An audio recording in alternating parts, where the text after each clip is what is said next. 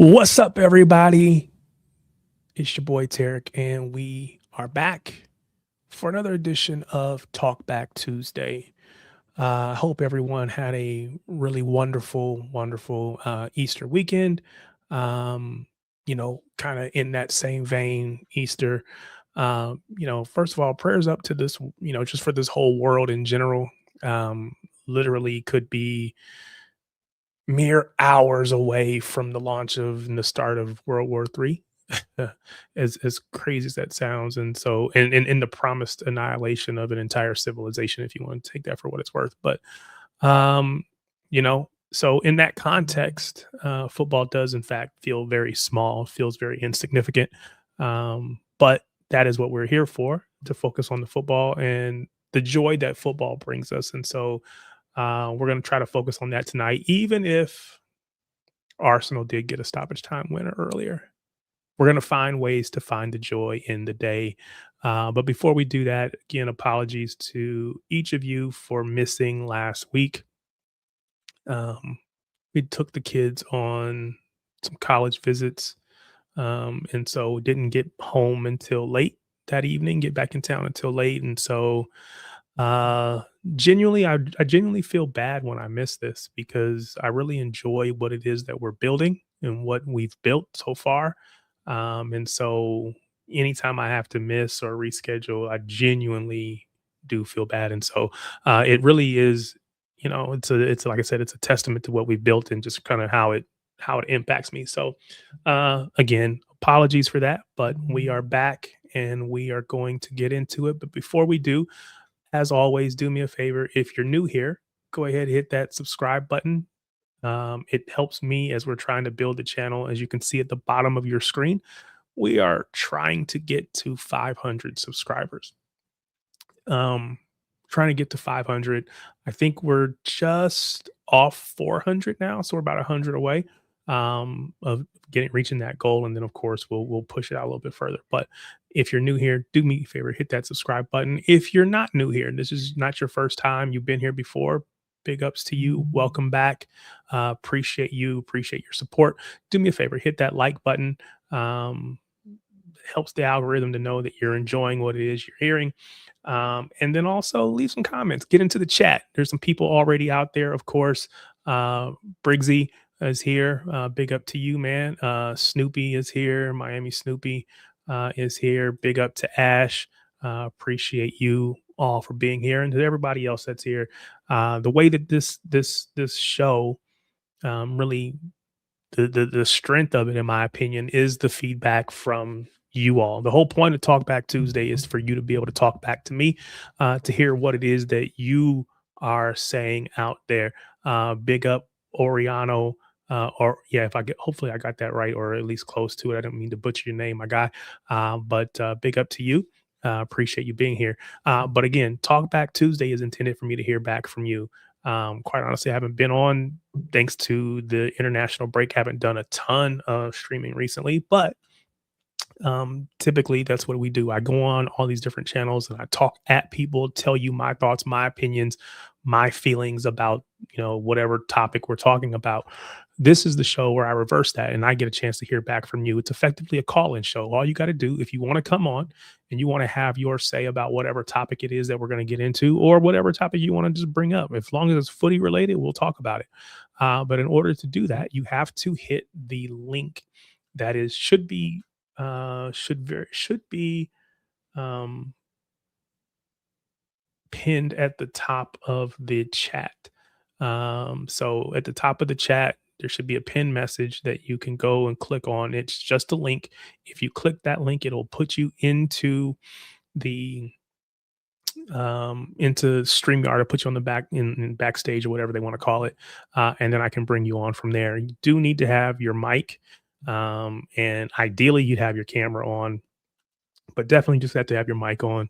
I know there's been a couple times we've had people try to come on and they've had issues. That's typically because of permissions or something like that. If you want to come on, this is what you do. Just click that link, jump in backstage, and we'll get you on. So big ups again to everybody that is here. And like I said, if you want to get on, hit the link. Anyway, yeah, I mentioned it earlier.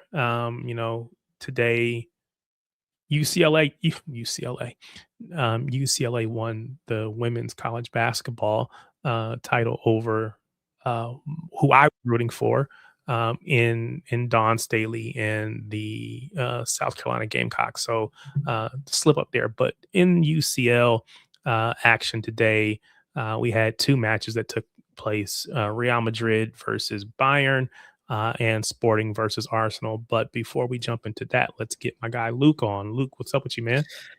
I'm good, man. You good? Doing all right yourself? Yeah, good, man. Yeah, good. Obviously, I had a good Easter and that. I was chilled. Obviously, beat Liverpool 4-0 at the weekend. It's Yeah, good. we're gonna Obviously, get into it. Arsenal was.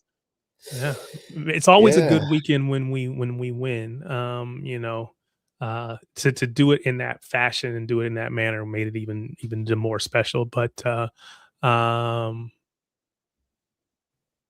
okay. We're gonna bring. So again, this is a show for to hear from the fans and not fans, but from the audience. And so, Oriano has jumped in the chat. So before we get to all the other stuff that we're gonna talk to, big up to you, man. How you doing? Good. So, what did you have a particular topic you wanted to touch on, or are you just hanging out? I mean, just a bit of the Liverpool game. All Probably. right, so let's jump to we're gonna get to the today's UCL matches. We'll talk about that in a minute, but because you want to touch on the Liverpool match, let's get to that. So the last time we saw Man City, we saw them play a competitive match. It was a 4-0 win over Liverpool in the FA Cup. It was a spanking. It was a whooping. It was a beatdown. It was a demolition. It was we ran roughshod over them. It was all the things that you could say to describe a really, like I said, it was a beatdown. So, what were your thoughts about the match? I liked how we kept it consistent with the lineup. That's one because I think Okay. we struggled with that. He's usually changed it up, and the connection just looked lost. And I was happy for Holland. Obviously, it's important now that you're heading into important games. You want to have your best finisher in form. Haaland got that hat trick. It's been a while Yeah. since he scored multiple goals. It's been a while since he scored consistently 8 goals. So to get 3 in one was a big deal. Go ahead. And the few players like stand-up performances at the Trafford was great. Husanov was good too. Mm-hmm. And especially, I thought Turkey was also really good too. Just the way he was picking up the ball, just making stuff happen all the time. And I think Holland is benefiting from that. Because, I don't know, playing Semenyo and Marmoush with him just wasn't ever going to work. And I just think having Shirky in there. Yeah, just your creative players, Doku, Turkey, just more creative players that can possess some danger because it just looked all stale in there when they were playing. It looked like there was no spark, and I think everything just looks more connected with them. It looks more controlled too. Luke, yeah. tell me about your thoughts on what he's saying about Turkey. What does Turkey bring to this team? In your mind, anyway. Yeah, he brings control. I think it's something that we kind of lacked a lot on our midfield. I think obviously we've got Bernardo Silva, but they're not really sort of like control as going forward. I think Shirky's ability to sort of hold the ball and like sort of bring people into play is very important for 5-1 attack. I think if you watch the game how we're attacking, especially with like Semenyo as well for the second goal, where he sort of distributes the ball around to either side and that and sort of gets us moving is so important. I think if we had that against Madrid, I think we probably would have won both games. That's probably where Pep went wrong for me. I think looking at tonight's game, we should have been playing Bayern tonight. Yeah, I know Madrid did well, but we should have done. Yeah, that's all I could think about when I was watching today. At work, and I'm like, oh, that should have been us. Should have been, and that's why I think Pep's got to learn and humble himself a bit. That doesn't matter how bad Madrid are, respect the Bernabeu. Respect the Bernabeu. I think, that's an infant. But I don't think it was disrespect. I just thought it was Pep overthinking it. Like I don't think it was. Yeah, but I don't think it was just straight up disrespect. I just thought I think he thought to just play it safe with like Kusanov, changing up your left back. I know he was playing great at the time, but look, now he's figured it out after the cup final and that you can't. Yeah, You have to agreed. start Turkey. So is this the lineup that we want to see for the rest of the season? What changes would you make, if any? Including what? The goalie. Ooh. You can't play this with. Including I'm just being Trafford honest. over Donnarumma. Okay. I'm not against it, but I am not for abusing Donnarumma. That's the thing I want about this fan base. And I'm not saying you, by the way, bro. It's the witch hunt next. The witch hunt. This fan base, and there's people who have got as well, by the way, as well, that are doing it as well. It's weird. Like, you can prefer a keeper over another keeper, that's completely fine. But the problem is, we are fans. We don't tell what Pep does. Pep will probably put Donnarumma and goal whenever that's what he wants to do. If that's what he wants to do, tough shit. Sorry, it's just how it's going to be. Look, I get the Trafford preference. I get it. But I'm just saying, we have no right to tell Pep what to do. People will say we're not, but the way of going about it on social media is saying a different thing. Like, it's a lot of respect. People have lost the art of respect, the art of actually having an opinion, but not it being like the thing that everyone's going to think. That's the issue. The thing is, look, I have a question for you guys. What do you think our last two performances have been our best? Last two. I'll probably say so, yeah. So yeah, that would be the Liverpool match and then the Arsenal, the Arsenal match, other way around. But yeah, I think what has been. Depends. I think the Arsenal Cup game was good second half. I'd say the Dortmund game was good. We won 4-1. That was a good performance, but it depends. The derby at the Etihad as well. I put that up there for like a first performance. But the problem was our second half wasn't as good. In those I always think back to the last goalkeeper that was in goal in a derby, and that was Claudio Bravo. And look how shit he did afterwards. And Donnarumma doing what he did in that game, like, showed, especially the save against Burmo. Yeah. It's good. Like, people put. Sorry. No, you can go finish up. No, you carry on. I would say EH says that City plays better with Cherki starting. It's not because Trafford starts. So he's attributing because again, I think we're all pointing to those matches as being some of the best matches that we've played.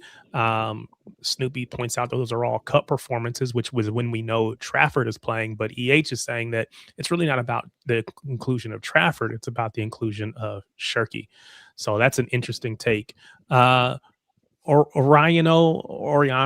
How do I say it, man? I want to get it right. Oriano. Okay, I don't want to keep butchering it. So Oriano, any last words from you before I get you off? I'm gonna get Huang is in the backstage. We're gonna get Huang on here in a minute. Anything else you wanted to bring on, man? Well, just on Trafford for a sec. Sure. I don't think it's just because of Turkey. I mean, our two most controlled games, I thought, have been our best. We can't play this system with Donnarumma. We can't play this controlled system. It's just not gonna happen. And look, we haven't dropped off in the second half. We've played well.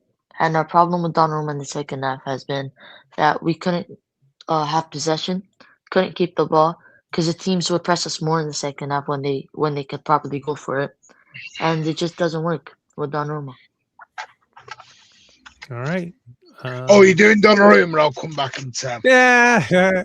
So the question was if we were talking about looking forward, the lineup, is this the lineup you want to see going forward? Because again, we played effectively the same lineup in two back-to-back matches, which were against really strong opposition, and we won. And so Oriano was saying that that's the lineup that he wants to see. But once somebody in the chat, EH said that City playing better is due to Trafford. Excuse me, not necessarily due to Trafford's inclusion, but it's more about Cherki's inclusion. So we're just having that conversation. But I'm gonna get you off, Oriano. I'm gonna get you off so I can get Huang on here in a minute. Appreciate you, man. Thanks for stopping by. Thank you. Appreciate you. Hope you hang around and keep listening. Can I just say, by the way, the Arsenal fans are imploding over on Judge Moore at the moment. It's quite funny. They are imploding. Yeah. Over what? What are they upset about? Their attack is crap. Their style of play is crap. I'm telling you, they are rattled. Very rattled at the moment. I thought they would just be over the moon that they won, even regardless of if it happened in the final minute or in stoppage time. Well, they're really Noah and Sam doing the whole Arsenal glaze, which of course are going because of the views. Yeah, and then Mo can't do it because the Arsenal fans are completely gone. They're melting. There's civil war in the middle of the panel, and I'm just howling with laughter. I'm like, you won a game. The last time I was on over the weekend, there was what's that? You cooked them. I just, I. No, you did. No, you gotta be proud of that, mate. You gotta be proud of that. You really went in on them 2-footed and all. Well, yeah, I don't do that very often, but the idea that we're glad that we're out of the cup, we're glad we can focus now. No, again, get the fuck out of here. Yeah, you can find the silver lining on this dark cloud that's hanging over your head at the moment. I get it, but don't pretend like we're happy to be out. No, you're not happy. You'll accept it. You'll move on. If you win the league, nobody cares. But you're not happy because you were thinking you were going to win multiple trophies, and now you're hoping to get one. To be honest, so yeah. Let's get so big up to Louis who was joined, of course, Martin who has joined. Appreciate you guys jumping on. We're gonna get Huang on. I know you've been waiting patiently, so I appreciate that. Huang, we're gonna get you on. Let's get you on stage. So how you doing, sir? Great. Glad to have you back. Thank you for having me on, man. Oh, no problem. So we were just talking about the Liverpool match, but it's open to you, man. What do you want to talk about? Anything that's on your mind specifically you wanted to touch on? Oh, look, a lot of things. First of all, I just want to start off with I'll talk about Bernardo Silva, that he's going to be leaving the club this summer. Which was officially, I won't say announced, but it was made official because we heard it from Pep Linders in his, I think, post-match press conference. Yeah, because I like to think Bernardo's given his blessing to Pep Linders to announce it. I like to think it that way. But yeah, I'm gonna do a reaction video on that on my channel. Before you move, so Bernardo Silva moving on at the end of the season, where does he rank for you personally in the pantheon of City greats? In my lifetime, personally, I'd probably say I put him in my top 5 at the very, very least, in no particular order. But you got to put him in order. You got to put him in order. Where does he... Personally, you're nasty. You're nasty too. I want to know. That's cold. That is cold. He's in my top 5 personally. I'm not gonna put any particular order, but he's definitely in my top 5 of legends of Manchester City in my lifetime personally. Of course, I'm going to acknowledge this, and Martin knows about history because I want to acknowledge this. Colin Bell, Mike Summerby, and Francis Lee. That I've not obviously I wasn't alive. Yeah, I'm talking about this era. They're talking about this era. I'm not that old. Seriously, I am not that old. I mean, you sure, Martin? I thought you might have been around back then. Just cook Martin in the process. Why does everyone quote me to Bert Troutman and Colin Bell? I'm not. I'm only 43. I mean, yeah, sorry, not only them. Bert Troutman. I think Bert Troutman, Alex Williams, Nicky Weaver, these are the obviously legends. But now, say both of them. Look, I just want to say this about Bernardo Silva. I don't want anyone to misunderstand me. I think for me, this is the right decision for both him and his family, and for the club moving forward as well. I like to think it makes sense that he stayed around for a couple more years because his daughter was born in 2023, and now his daughter's now 3. And I like to think him signing a new contract at the time make me think that I think he wants to see his daughter grow up a bit here in Manchester, and then probably wherever he goes, either back home to Portugal or wherever, see her grow up a bit and then move on. And I think it's the right, for me, I think it's the right, like I said, the right decision. And I want to say this, like, he did not make his he never made a first team debut for his boyhood club, Benfica.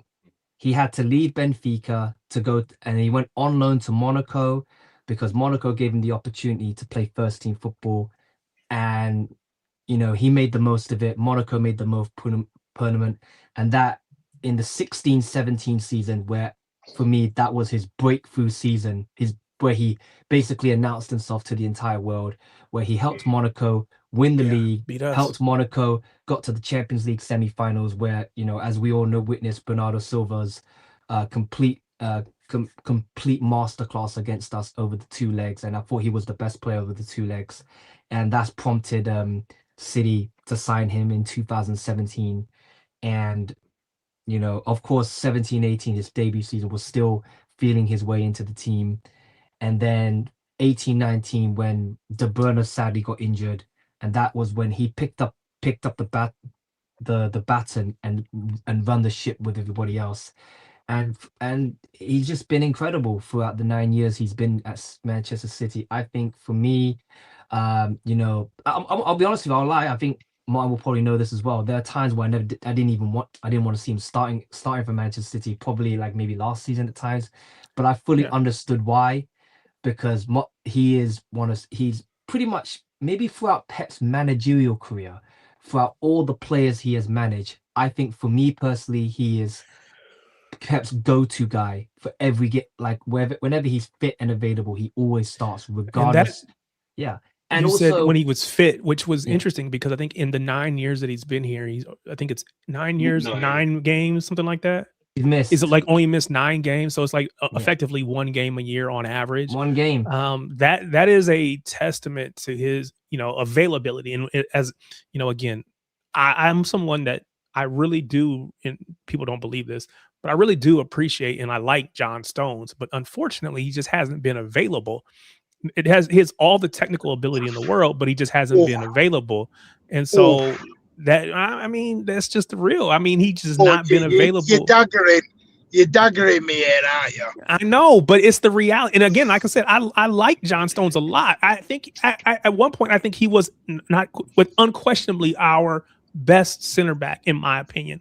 Unfortunately, he just couldn't stay healthy. And so to see what Bernardo Silva has been able to do with all of the running that he does, playing in multiple positions, all the things that he does for us, it's a testament to that guy. He's been exceptional. I'm the rivals. Again, I'm not gonna. I always go for rivals. What'd you say? That you look how many rivals are glad to see the back of him. Oh, I'm sure. Yeah. I'm sure because again, he's one of those guys that you hate, but you can't deny what he does on the pitch. Quite honestly, you'd have him in your 11 tomorrow. You'd have him in your 11 tomorrow when you don't want him against you. Yeah, exactly. So I asked Wong what his, where does he rank? And I wouldn't ask you to do that if I wouldn't be willing to do it. So for me, Vincent Kompany is always going to be first, without question. Second for me is probably David Silva. David Silva. Then probably KDB, and then who was your number one? Sorry, who was your number one? My number one is Vincent Kompany, and that's never going to change. Oh, never, ever. So you've got KDB third. This is not because I think he's the third best. This is whom I prefer. This is my preference. Yeah. So, David Silva was just so silky. And again, that was when I first started watching, right? And so when I started watching, before I even knew City was going to be my team, I'm just watching matches. And I see Vincent Kompany. I see, of course, Yaya Toure, but I see David Silva, who is just kind of running the show. He's so silky with it. And then, of course, there's Aguero. All of those guys were exceptional. But then I think Bernardo is probably, he might be after that group. So what did I say? I said Vincent Kompany, David Silva, KDB, Aguero. So that's 4. So he might sneak into 5. There's Fernandinho I like a lot too. I I like Rodri. I do like Rodri. And he won a Ballon d'Or. I do, but probably Rodri's probably over. I don't know. Bernardo's. Well, you got to put King Clancy in there. Well, see, again, that's before my time, though. That's before my time. I'm old enough to probably have watched him. I don't know. I might be old enough to have watched him, but I didn't see it. So that's kind of my 5. Bernardo is right there on the edge. Maybe he gets that 5th spot, but those top 4 for me are probably locked in. He's in my top 5, Tarek, at the very least, anyway. But of course, I mentioned De Bruyne, Company, Aguero, and David Silva as well. But like I said, with Bernardo Silva, listen, the thing is like, what, like, I can name you the 18-19 season when he picked up the mantle from Kevin De Bruyne and just ran with us, like, to get us to retain the title when we had to be neck on neck with Liverpool. And I thought, and he put on for me a player of the match display against Liverpool when we won 2-1 in the 18-19 season, where he pretty much ran further, went just ridiculously, like just basically put the hard yards in against Liverpool and just ran with it as well. And then I probably would say, you know, if you talk about big moments he's got for us, like, come on, we could just, the big moments he's got for us, like I say the opener against Aston Villa in the 2021 season where we were struggling against them and he was opening. I think the semi-final in the second leg against Real Madrid, the 2 goals against them, the assist to the winner of the Champions League final, of course our equalizer against Liverpool this season, which got us to win our first win at Anfield in since 2003 with fans in the building. There's, of course, and he doesn't score a lot of goals, but he does. But when he does score goals, he scores in big matches and big games, and the proof is there in the point. Of course, and he's our captain. Of course, the fact, and also he held Husanov's hand on his debut when Husanov was struggling, and then Bernardo had to hang in there with him and just guided him throughout the match. And then that's why he became captain. And I can't lie to you, but of course there are times where I didn't want to start, and I'll be honest with you, I didn't want him to start at all the times. But I can understand why he keeps starting. But now, he leaves. Look, I want to give my respect, my admiration, and my appreciation to Bernardo Silva, and I wish him and his family all the very best. And I wish wherever he goes next, I wish him all the best there, and I hope he does well wherever he goes next. And that's what I want to say about Bernardo Silva. And of course, I do want to talk about Liverpool. What a performance against Liverpool. Yes, you could say they're going through the motions, but personally, City needed to win. We needed to turn up against Liverpool and turn up big time. Haaland getting his overdue hat trick, just overdue hat trick as well, which was incredible. It's about damn time. Yeah, and I need a breaking news. Course, yeah, and of course, and Husanov is just showing again why he's been incredible so far. And it was such a big win to get to the FA Cup semi-final where we will face Southampton, and I think we need to give Southampton respect because number one, Southampton, I don't think they've lost since January, if I'm correct, and they've been on a pretty decent run in the Championship to get themselves in the playoffs contention. They just won 5-1 against Wrexham away tonight, so I want to put it out there. What was the score? 5-1. They beat Wrexham away 5-1. So that's basically that's the top. That's the for the promotion guarantee because Wrexham and Southampton were like neck and neck with each other, like 1 point between them. So GG's. So now we got to I think it's gonna be. I don't think it's gonna be a gimme in my opinion when we do face them in the semi-final. I think it's going to be tough, and I think we need to give Southampton all the respect. And I think, but I do believe that if we turn up, I believe we'll beat them. I won't say easily beat them, but because I think Southampton. The best way to respect Southampton, by the way, is to play your best team against them. Don't do any. I agree. Dropping players. No. Yeah. So there's a chance for a trophy. We need to be playing a strong lineup. I agree. 100%. Go ahead. I agree. You were going to say something. Yeah, I was gonna say, like, in terms of in terms of that, and I think that, and I'm just looking forward to Chelsea away on Sunday, which I'm going to be at the game on Sunday. I'm just looking forward to. All I'm thinking about is just go there, Stamford Bridge, get the win, and move forward. I can't think about looking ahead. I just want to get 3 points and go ahead and FA Cup semi-final. Hopefully, we can get a win. And I think also, I believe Manchester City are the first team in FA Cup history to reach semi-final for the 8th season running. Since 2000, we've reached the semi-final of the FA Cup since 2019. Goddamn Wigan. Yeah. That could have been 10. That could have been 10. Yeah. So since 2019, we reached the semi-finals of the FA Cup, and should we reach the final? That's a big if. I like to think we're the first team to reach the FA Cup final four in a row. Correct me if I'm wrong. I don't know if any other team has reached an FA Cup final. I was thinking Arsenal under Wenger when they won it 14, 15, was it 16? They won. No, they won in 2014, 2015. Manchester United won in 2016, and Arsenal won in 2017. So I remember that. Yeah. So, that was it. Yeah. Wong, I appreciate you, man. Thanks for stopping by. Thank appreciate you so much. As always. Appreciate the support.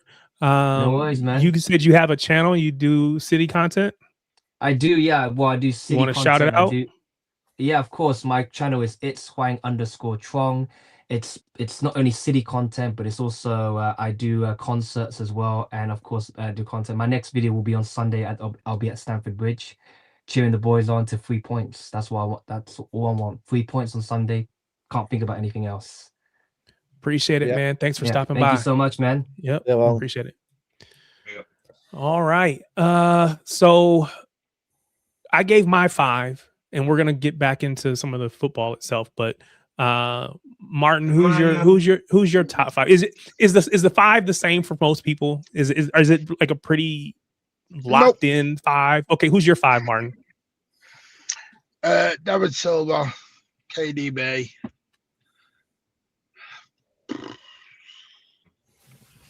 You want it? You got a long list. You got a long list, Martin. I've never done the top 2 are in order, but the rest aren't in any other order. Company, Aguero, Kinkladze. Okay. So when did Kinkladze when was like his last season? 96, 90, okay. No, 96, 97, 97.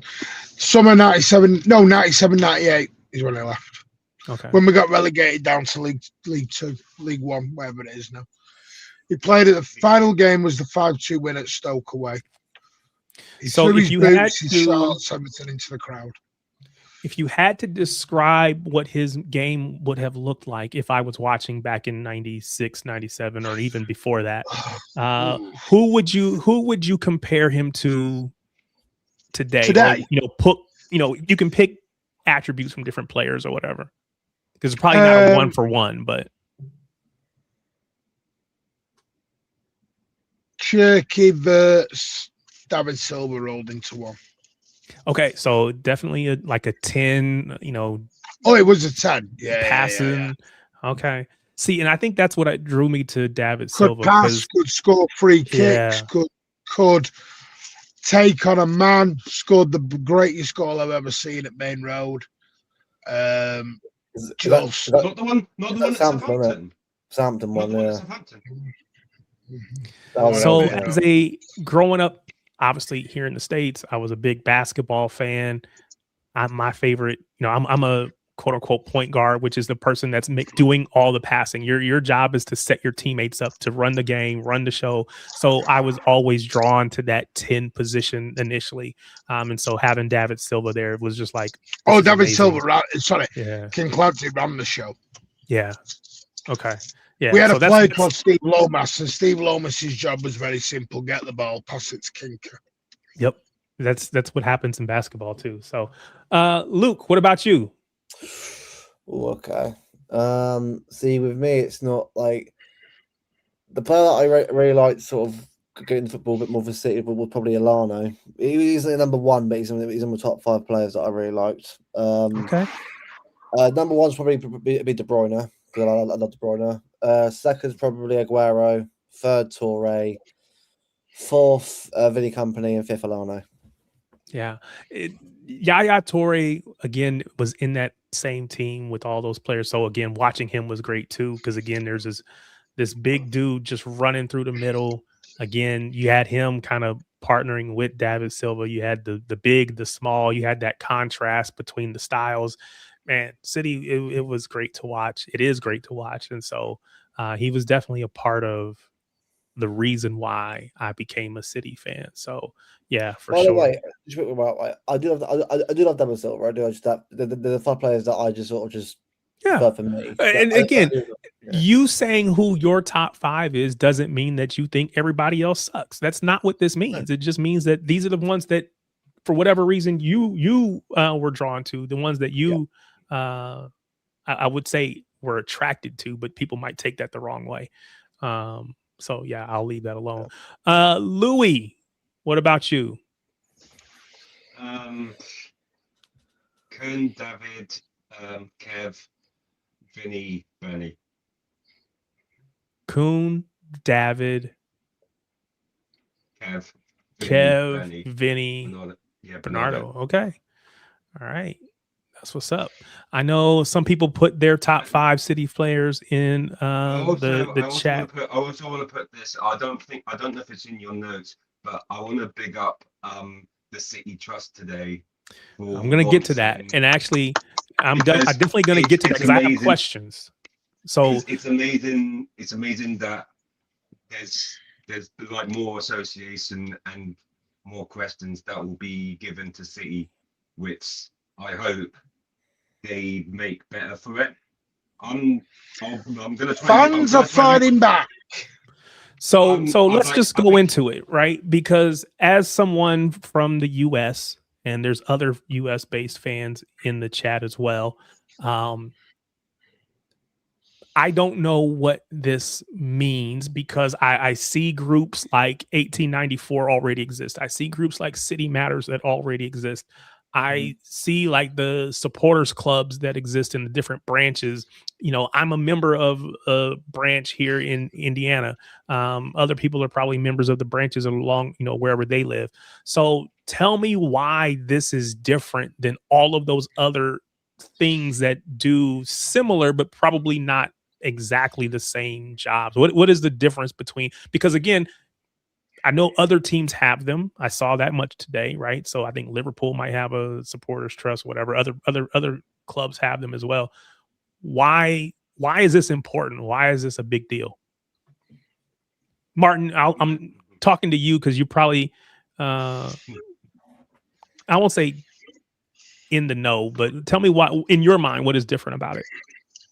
It's completely independent from the club. The club have no say-so and no running into this whatsoever. There is no input from the club. Okay.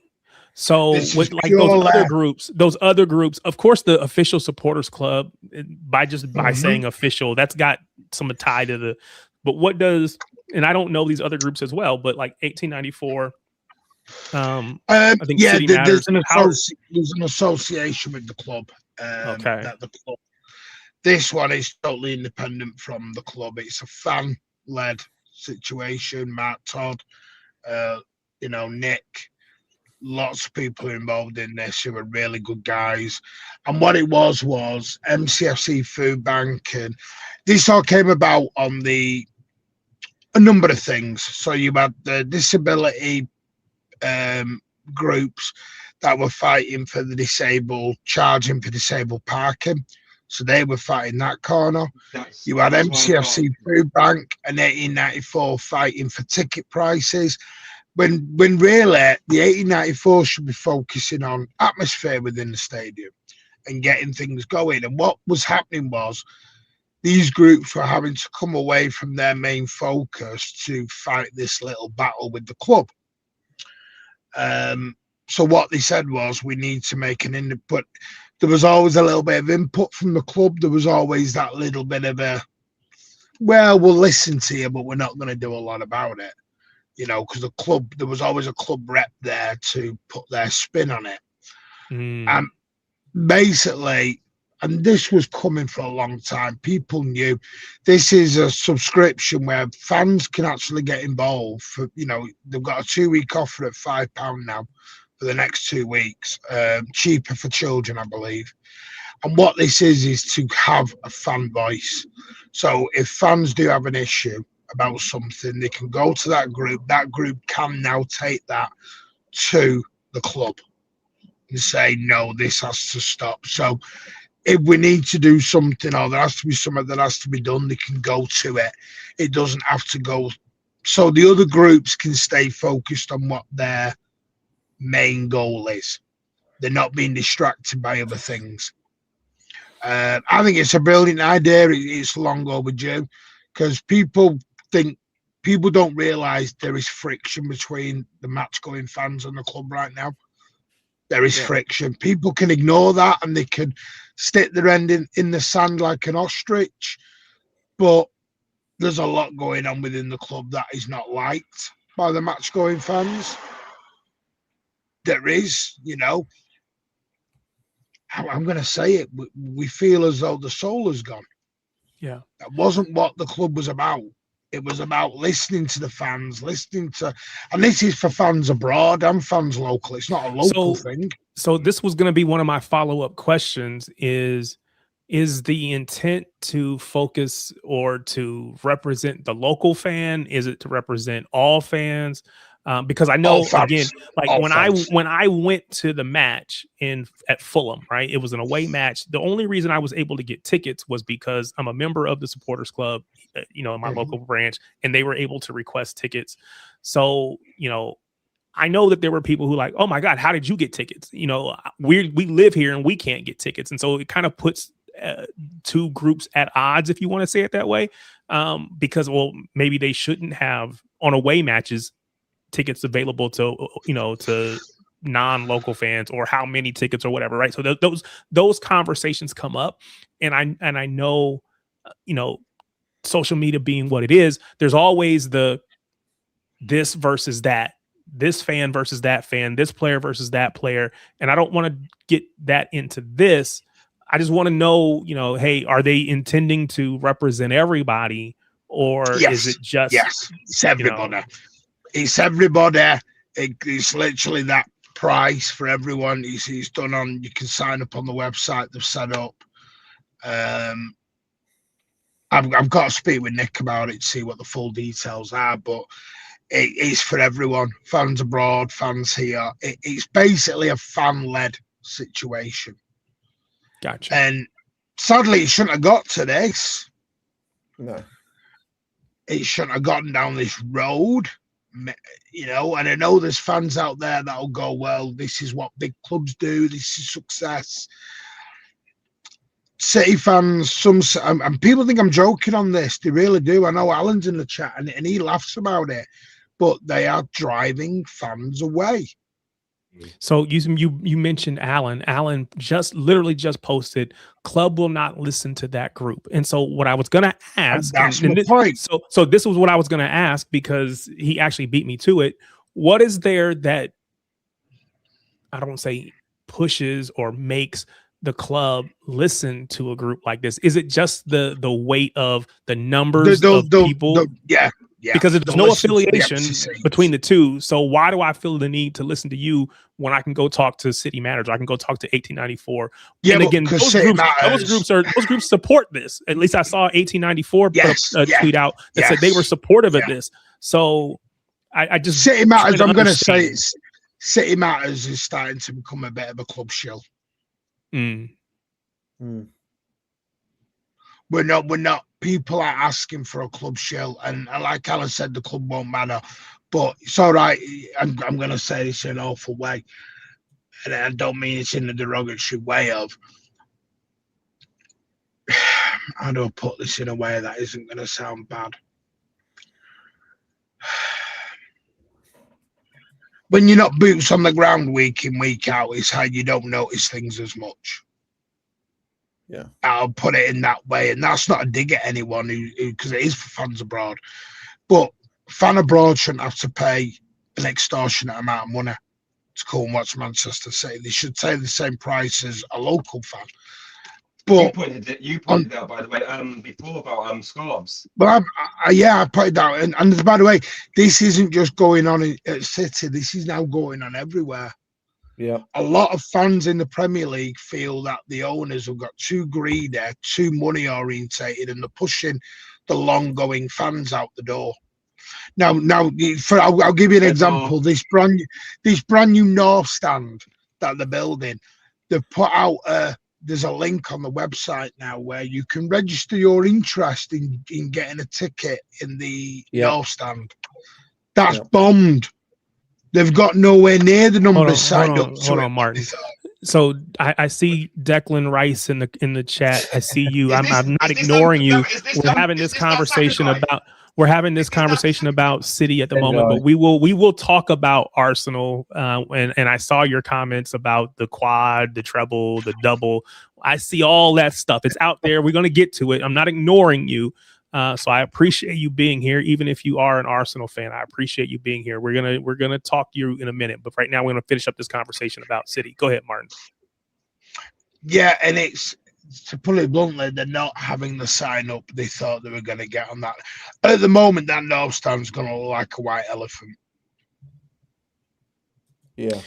People are not reading. If you've noticed, they've not brought out the season ticket information for next year. We're now one of the last clubs to put out season ticket information because they're nervous, they're scared. They know what the backlash they're going to get. They've got more people not renewing next season than they've ever had before. Fans are walking away. They're walking away from the club. And they can sit there and go, I don't care. Liverpool, I don't know if you saw it. I don't know if anyone saw it in the news this week. They're having this exact same problem. And Liverpool fans are walking away. It's probably because they're not winning too. Winning helps. No. It's down. They're not feeling loved. You've got a club to someone who's been going 30, 40 years. That's your life. Yeah. And if you get told, basically, we don't really care about you because we've got. I mean, thankfully, Soriano hopefully might leave soon. But it's just wrong. It's wrong. And I'm sorry. And the trouble is people are too scared to say anything against the board because they're scared of the board leaving. And that takes away their dream. But I've said this for weeks and weeks. I never became a City fan for the success. The success is great and it's a bonus. But if the success goes one day, I'm still going. Yeah. Yeah, and that's what these owners have kind of forgotten a little bit of. Well, it's about. It's just there's a lot of anger, and people can brush it under a carpet and they can ignore it all they want, but it's actually there. But they don't speak about it. So again, to everyone in the chat, it sounds like this is open to all City fans, regardless of where you might live, whether you live in Manchester, whether you live in the UK in general, or if you live like me here in the States or in, wherever you live. This is an opportunity for you to get to sign up, to join, to increase the size, because the larger it gets, the more weight its words will carry. And without that, I'm afraid that Alan might be right. If there's not enough people that they actually can say, we represent tens of thousands or 20, 50,000 plus City fans across the world, when they come in and say that, then the board has to listen. If they come in and say, we only represent the 5,000 people that live down the street and around the corner, it carries less weight. So again, I think for City fans in general, let's get in there and let's support. And, again, regardless of where you live, close or far, we want to support City fans in general. But I'm going to say this because I know this for a fact. Alan's lost sight of what the club is. Alan is a fan who's got too used to the winning, and he enjoys the winning, and that's I think fine. we all enjoy the winning, to be fair. But the winning isn't forever, Tariq. Yeah, no, that's fair too. And this is what people have got too used to winning now, and they think winning is forever. So I know, Alan, you're probably working. You probably can't come on, but you always are welcome to come on and voice, your opposing view or your other thoughts or whatever. So I don't need to say it, but you know it. You're always welcome to come on, man. All right. So again, just wanting to, because again, appreciate you, Louis, for bringing that up. It was something that was, in fact, in my notes to hit to talk about. So definitely appreciate you for bringing that up. Again, if you're looking for more information, I think I forget the website link, but it's not. All right. So Alan is here. Alan, so you disagree with the premise that the club will listen to this group? Do you think it's something specific about this group, or just all these groups in general the club doesn't listen to? I think they don't listen to all of them. I think it's a case where it's a token gesture that sort of give them a voice, but they won't do anything about it. The operations part of City, i.e. ticket office and places like that, is a joke. It's really run badly. I think there's loads of evidence to prove that. The situations where tickets are available, it's like for argument's sake, if you come from abroad or you don't go normally in Manchester and you want a ticket for that game on Saturday, you have to buy a membership, which is £35, then pay for the ticket on top. Yeah, you have to have a membership. Yeah. Right. So who in the right mind is going to do that if they've got a kid or a couple of kids and pay for membership for each of them? Which is what I had to do. When I went to take my family, I had to buy. I had memberships for every single person. That is a rip-off. That's a rip-off. I totally disagree completely with that. Is that different than the local fans? Do they have to have memberships to be able to buy? Everyone has, if someone hasn't got a season card and they're not, they've got to have a membership. So it's nothing to do with international. It's the same for everybody. So if I was living back in Whitefield, right, and I wanted to go, let's say I was a factory worker and I got a free Saturday and I wanted a ticket, you can't just go without paying membership and then pay on top. Yeah. Right? And if people can't afford that kind of money because they're not on the money and they've got a family to support, it's virtually impossible. Yeah. And I know I've seen a lot of conversation about even just being able to like, if I have a ticket, but I can't make it to a match, I can't just give my ticket to somebody else unless they're members already, unless they already have a membership or whatever. So, even within families and things of that nature, it's made difficult. So I think there's definitely a lot of things that I think they need to be listening to and they can do differently. But go ahead. There's been a cock up this year. One of my mates wanted to, he got season cards and in seats, 3 of them, because he can afford to do it, right? But he can't give his tickets out to who he wants on mates, right? And it's having to be sold back to the club, who then sell them for a higher price. For a higher price to rip people off. So how is that correct? Eh? Yeah. And you know what? How is that correct? That's wrong. That is wrong. But the problem is, while the club is run by businessmen, they want to maximise the amount of money. So we've sold our soul. Yeah. So we've sold our soul. Yeah, they have. But you're not going to tell a business. And then you wonder why fans have walked away. Yeah. I'm not slagging people off who've walked away. We know Andy has. Right? Listen, they're going to sit there with a brand new stand opened, and it's not even going to be full. And they're going to be embarrassed by it. So let me ask this question, because it's going to be empty. That stand's going to be empty. You know, my perspective is always based on, you know, being here in the U.S., right? And the opinion in the U.S. by the sports teams or clubs or franchises, whatever you want to call them, would simply be somebody's going to pay it.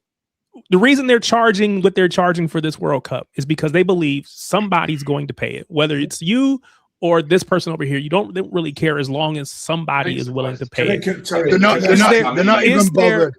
Is there a group that will pay it? Yeah, because they're not even bothered to City fan for it. Yeah. They want day trippers. Yeah, the lesson learned. That's always going to be iffy. And so you run the risk of people not showing up. And so then you're like, wait a minute, we kind of did our core base dirty, for lack of a better term. Yeah. And then you hope that this other group is going to show up, and maybe they do. But and again, they don't care.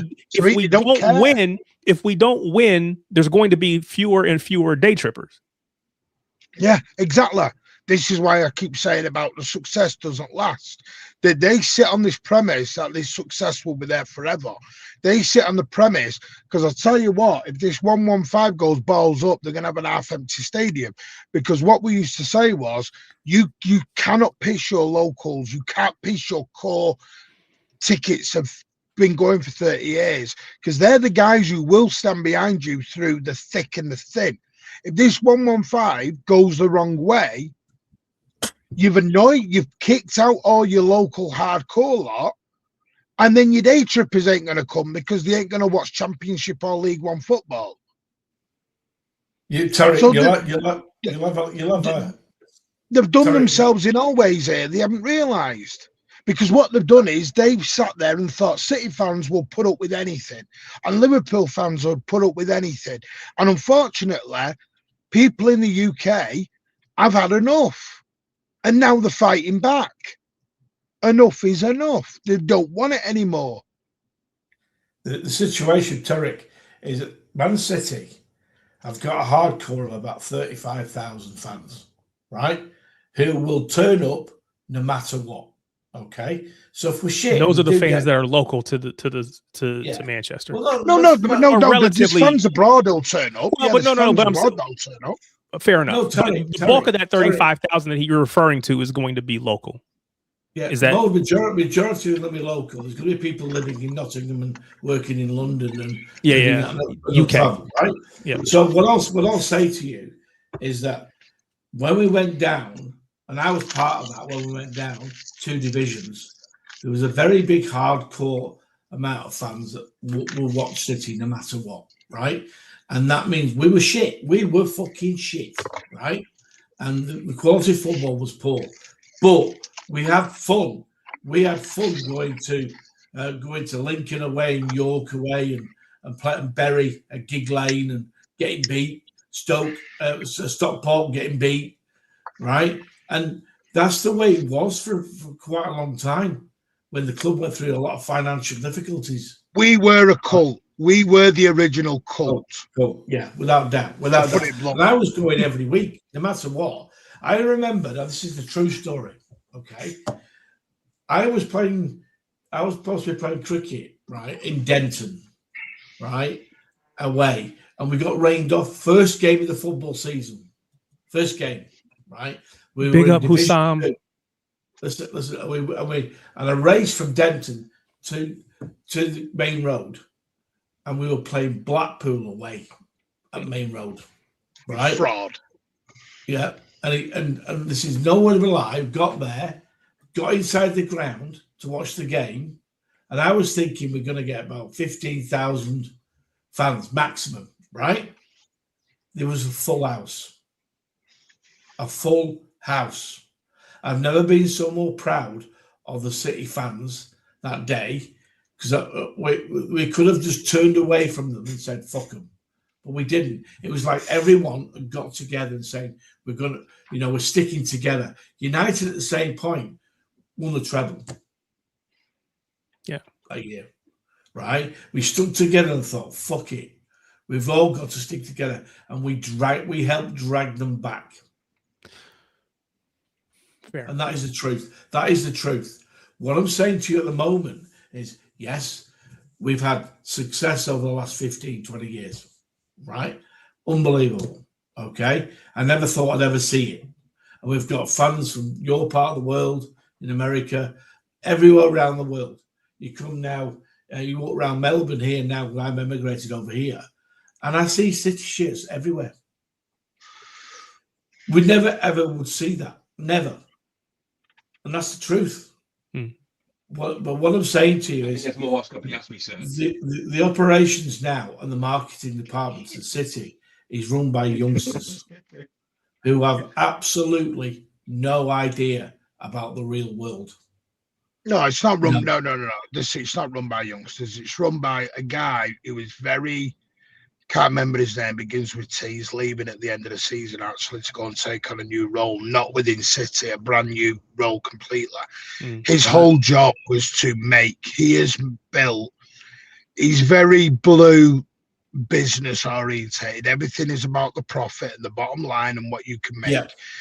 Omar Bernardo came in. And I know this because I spoke. I will name it. I don't mind it because it was years ago now. Me and Ian Cheeseman had a phone call for about 2 hours. And we were just talking about chit chat. And he said he was talking to a guy who must have been about 85. And he was talking with Omar Bernardo. And Omar Bernardo basically said they made more money with no fans in the stadium than they did with fans. So what that then did is woke up everyone within the City PR and money department of, we made more money out of advertising than we did. Because the problem is, the likes of me, who go week in, week out, I buy one drink and I go home. They don't want that. They want me going. And I'll give you a perfect example. And this was no joke. And it was my missus who noticed this on Saturday. There was a young girl, local. You could tell she was local because she had a more broad accent than I had. Jesus, she was proper man. God knows, she was like proper Moss side. You know, you could tell she was like proper everything. So she must have been about 5 to 7. She goes up with the dad, and she went, "How much for an half and half scarf?" Because I was taking the piss out of him. I'm like, my God. Fucking and he went £5. I kid you not. An Asian guy who you could tell was not a Mancunian, goes up to the exact same seller. How much? 20 quid. And my missus went, "Did he just do that?" And I went, "Did what?" He went, "He charged the local fan a £5. The fan that he automatically presumed was from abroad, 20 quid. Yeah. And I'm going to be blunt with you. That's what the club wants. They don't want the £5.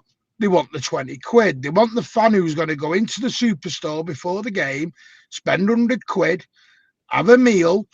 This is why they're building the big restaurants outside, the bars, the theatre.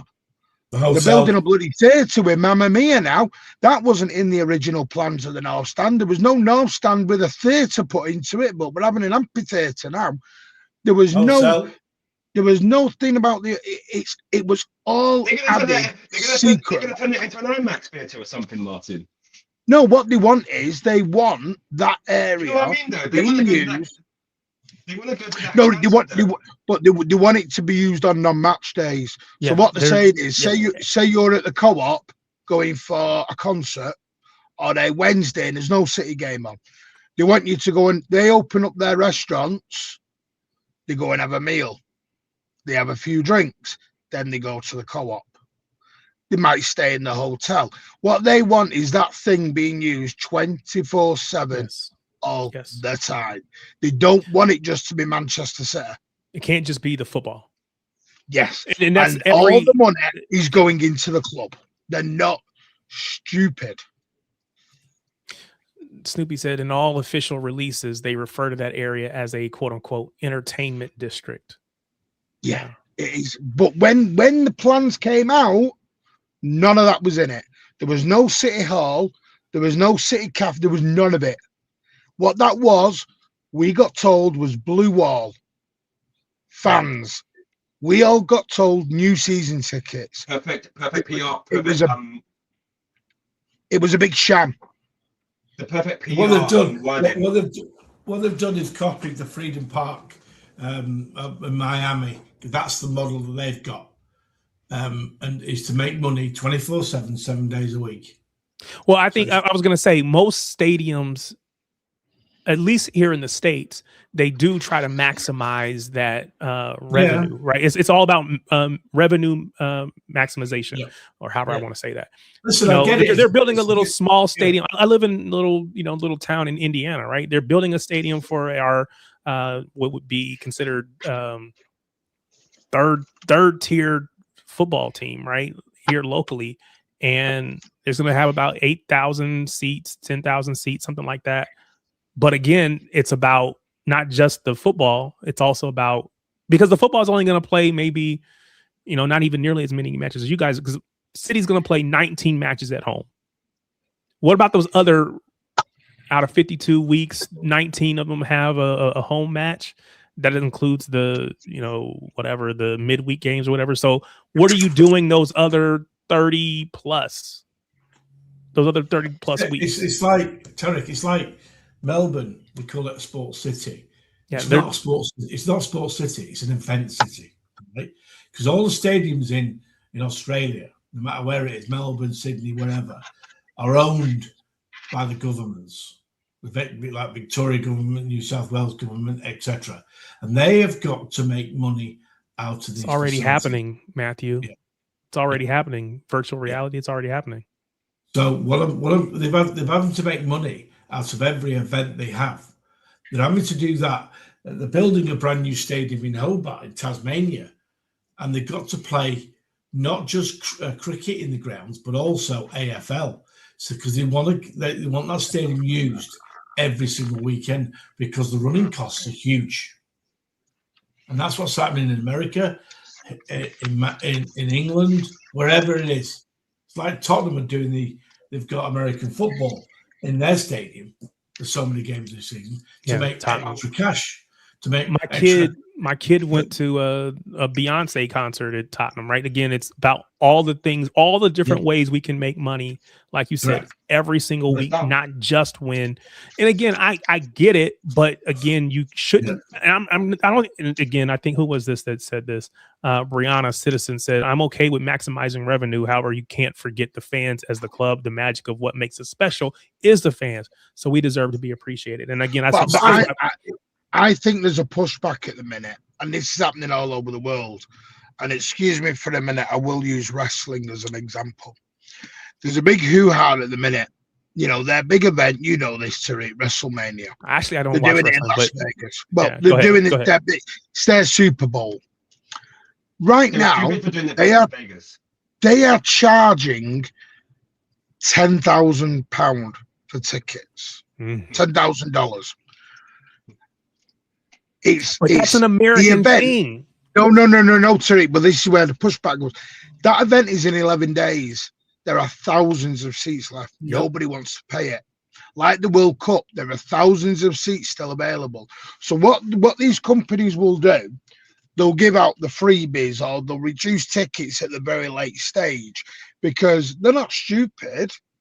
Or they'll give out what they call corporates or gimmies, you know this. This is how it's like the corporate. People don't know this. We played, what game was it? Might have been Leeds United at home. There was a game recently. No, it was after Leeds United. And I don't know if it did get put out on Twitter, but I can't remember what game it was.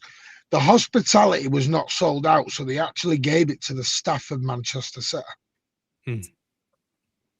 for free, because they'd rather give it away for free to staff than have it look empty on the thing. Tarek. Yeah, Tarek. I don't. That's not a good look. From a TV perspective, you want it to be. I get it. That's not a good look. Do you know how much revenue City bring in? If you catch the whole match day revenues coming in percentage terms. Oh yeah, it's small. From attendances only, is 10% of the revenue that comes in. That's all, 10%. So that's when they found out, when the COVID hit, when the stadiums were empty, they played everything through the TV. games in empty stadiums, they realised they actually made more money with no fans in the grounds. What I will say though is, and I agree with that statement. I'll agree with that statement. But what I'll also say is that is incumbent upon or dependent upon the team being good, because we get all of our money from winning or going deep into competitions, right? So we get Champions League money, we get money from going or being the top 1 or 2 teams in the Premier League. We get all this money. But if you start finishing like Tottenham have done, start finishing in 15th place, 16th place, as opposed to finishing in the 1st or 2nd place, that money's a lot different. And so now all of a sudden that 10% becomes higher. So yeah, it's only 10% now because we're doing so well in all these other competitions. But if we stop winning, to Martin's point, then the local fan becomes way more important than what you may consider them to be right now. And but that's the problem, Tariq. Yeah, but then you're going to feel like you've been taken advantage of, and you've been taken for then you've been used. Yeah. And so now it's like, wait, you didn't want me then, don't want me now. If you didn't like me then, don't like me now. If you didn't love me then. And by the way, don't forget, Tariq, City have just signed 3 major deals. One with BYD, one with Dream, wherever it was, the sleeping company. And then there was and Revolut. Yeah.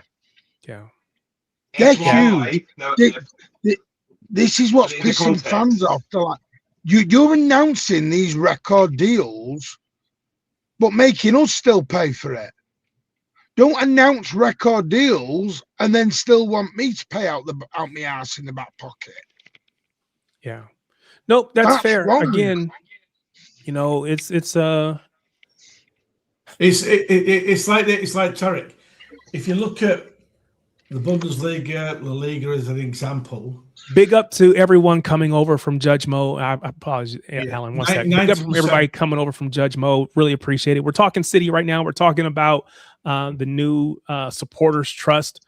We're going to get into the football, the on-pitch stuff here in a minute, but this is what we're talking about. So just give you a heads up as to where we are. Go ahead, Alan. Yeah, so if you look at La Liga and Bundesliga as an example, right? Now, the top 2 teams in Spain get 80% of the TV revenue. Yeah, which is different than the PL. Yeah. And not recently, they got there's a deal that they did with the old Formula 1 company CBC, and like it's still the same, but the distribution is a lot better, but it still goes to like the majority of it still goes to Atletico. It was definitely weighted in the favor of those top clubs. People, because the money's so gifted towards those 2 clubs, they get majority of the people watching them and every week, Real Madrid and Barcelona, right? In Germany, you've got 2 teams probably, Bayern Munich and Borussia Dortmund, right, who get majority of their money.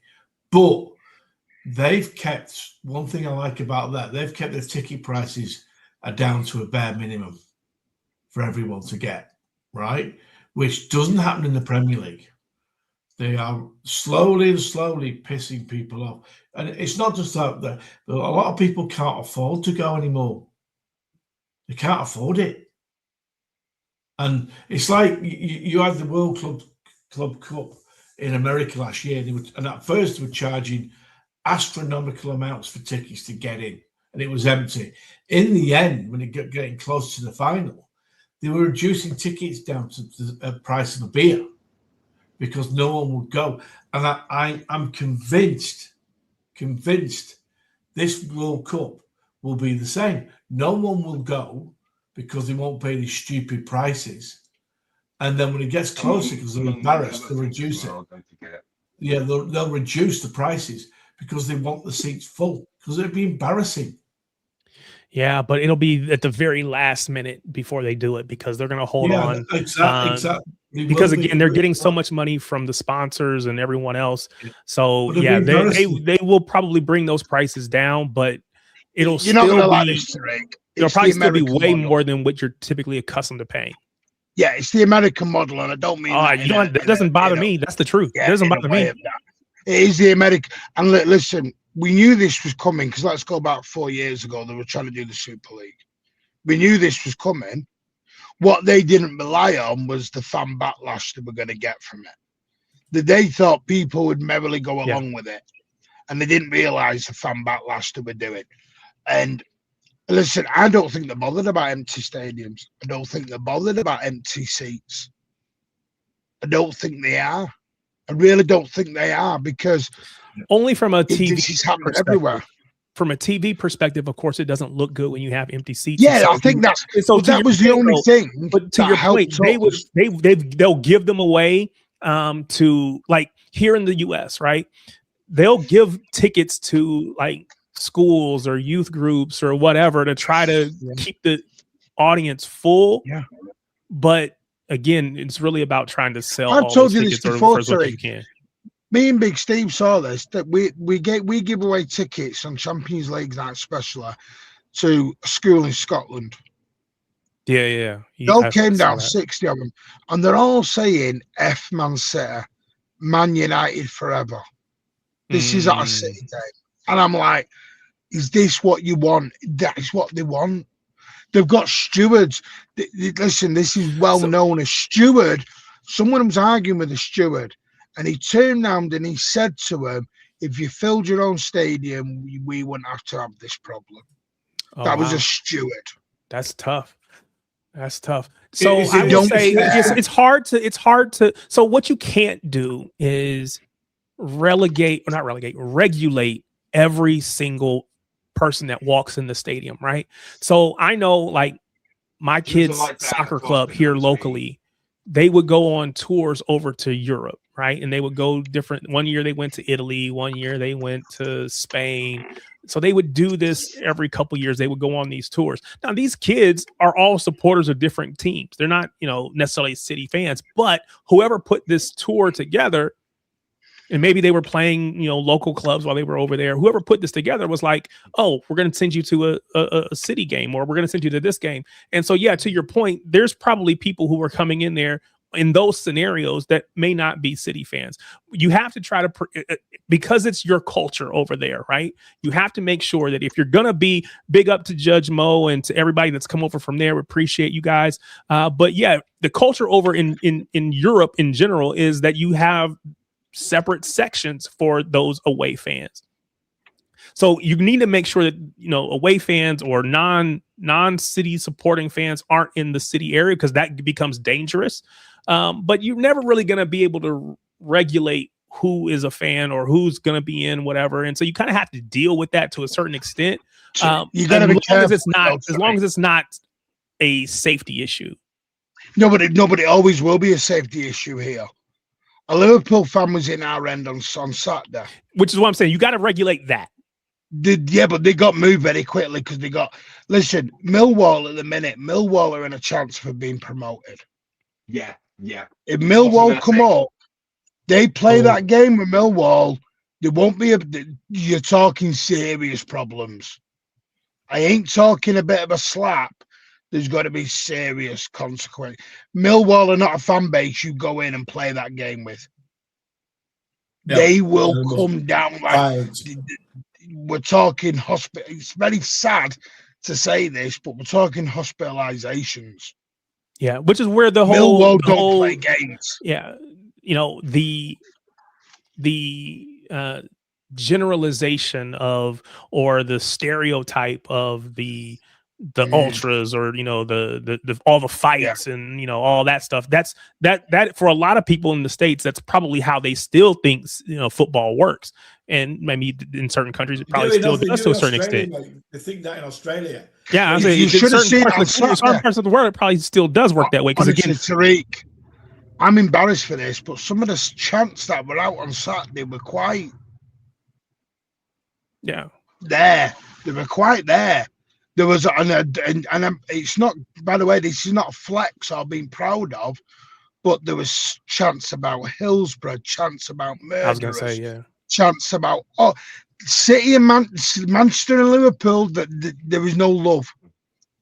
There is no love.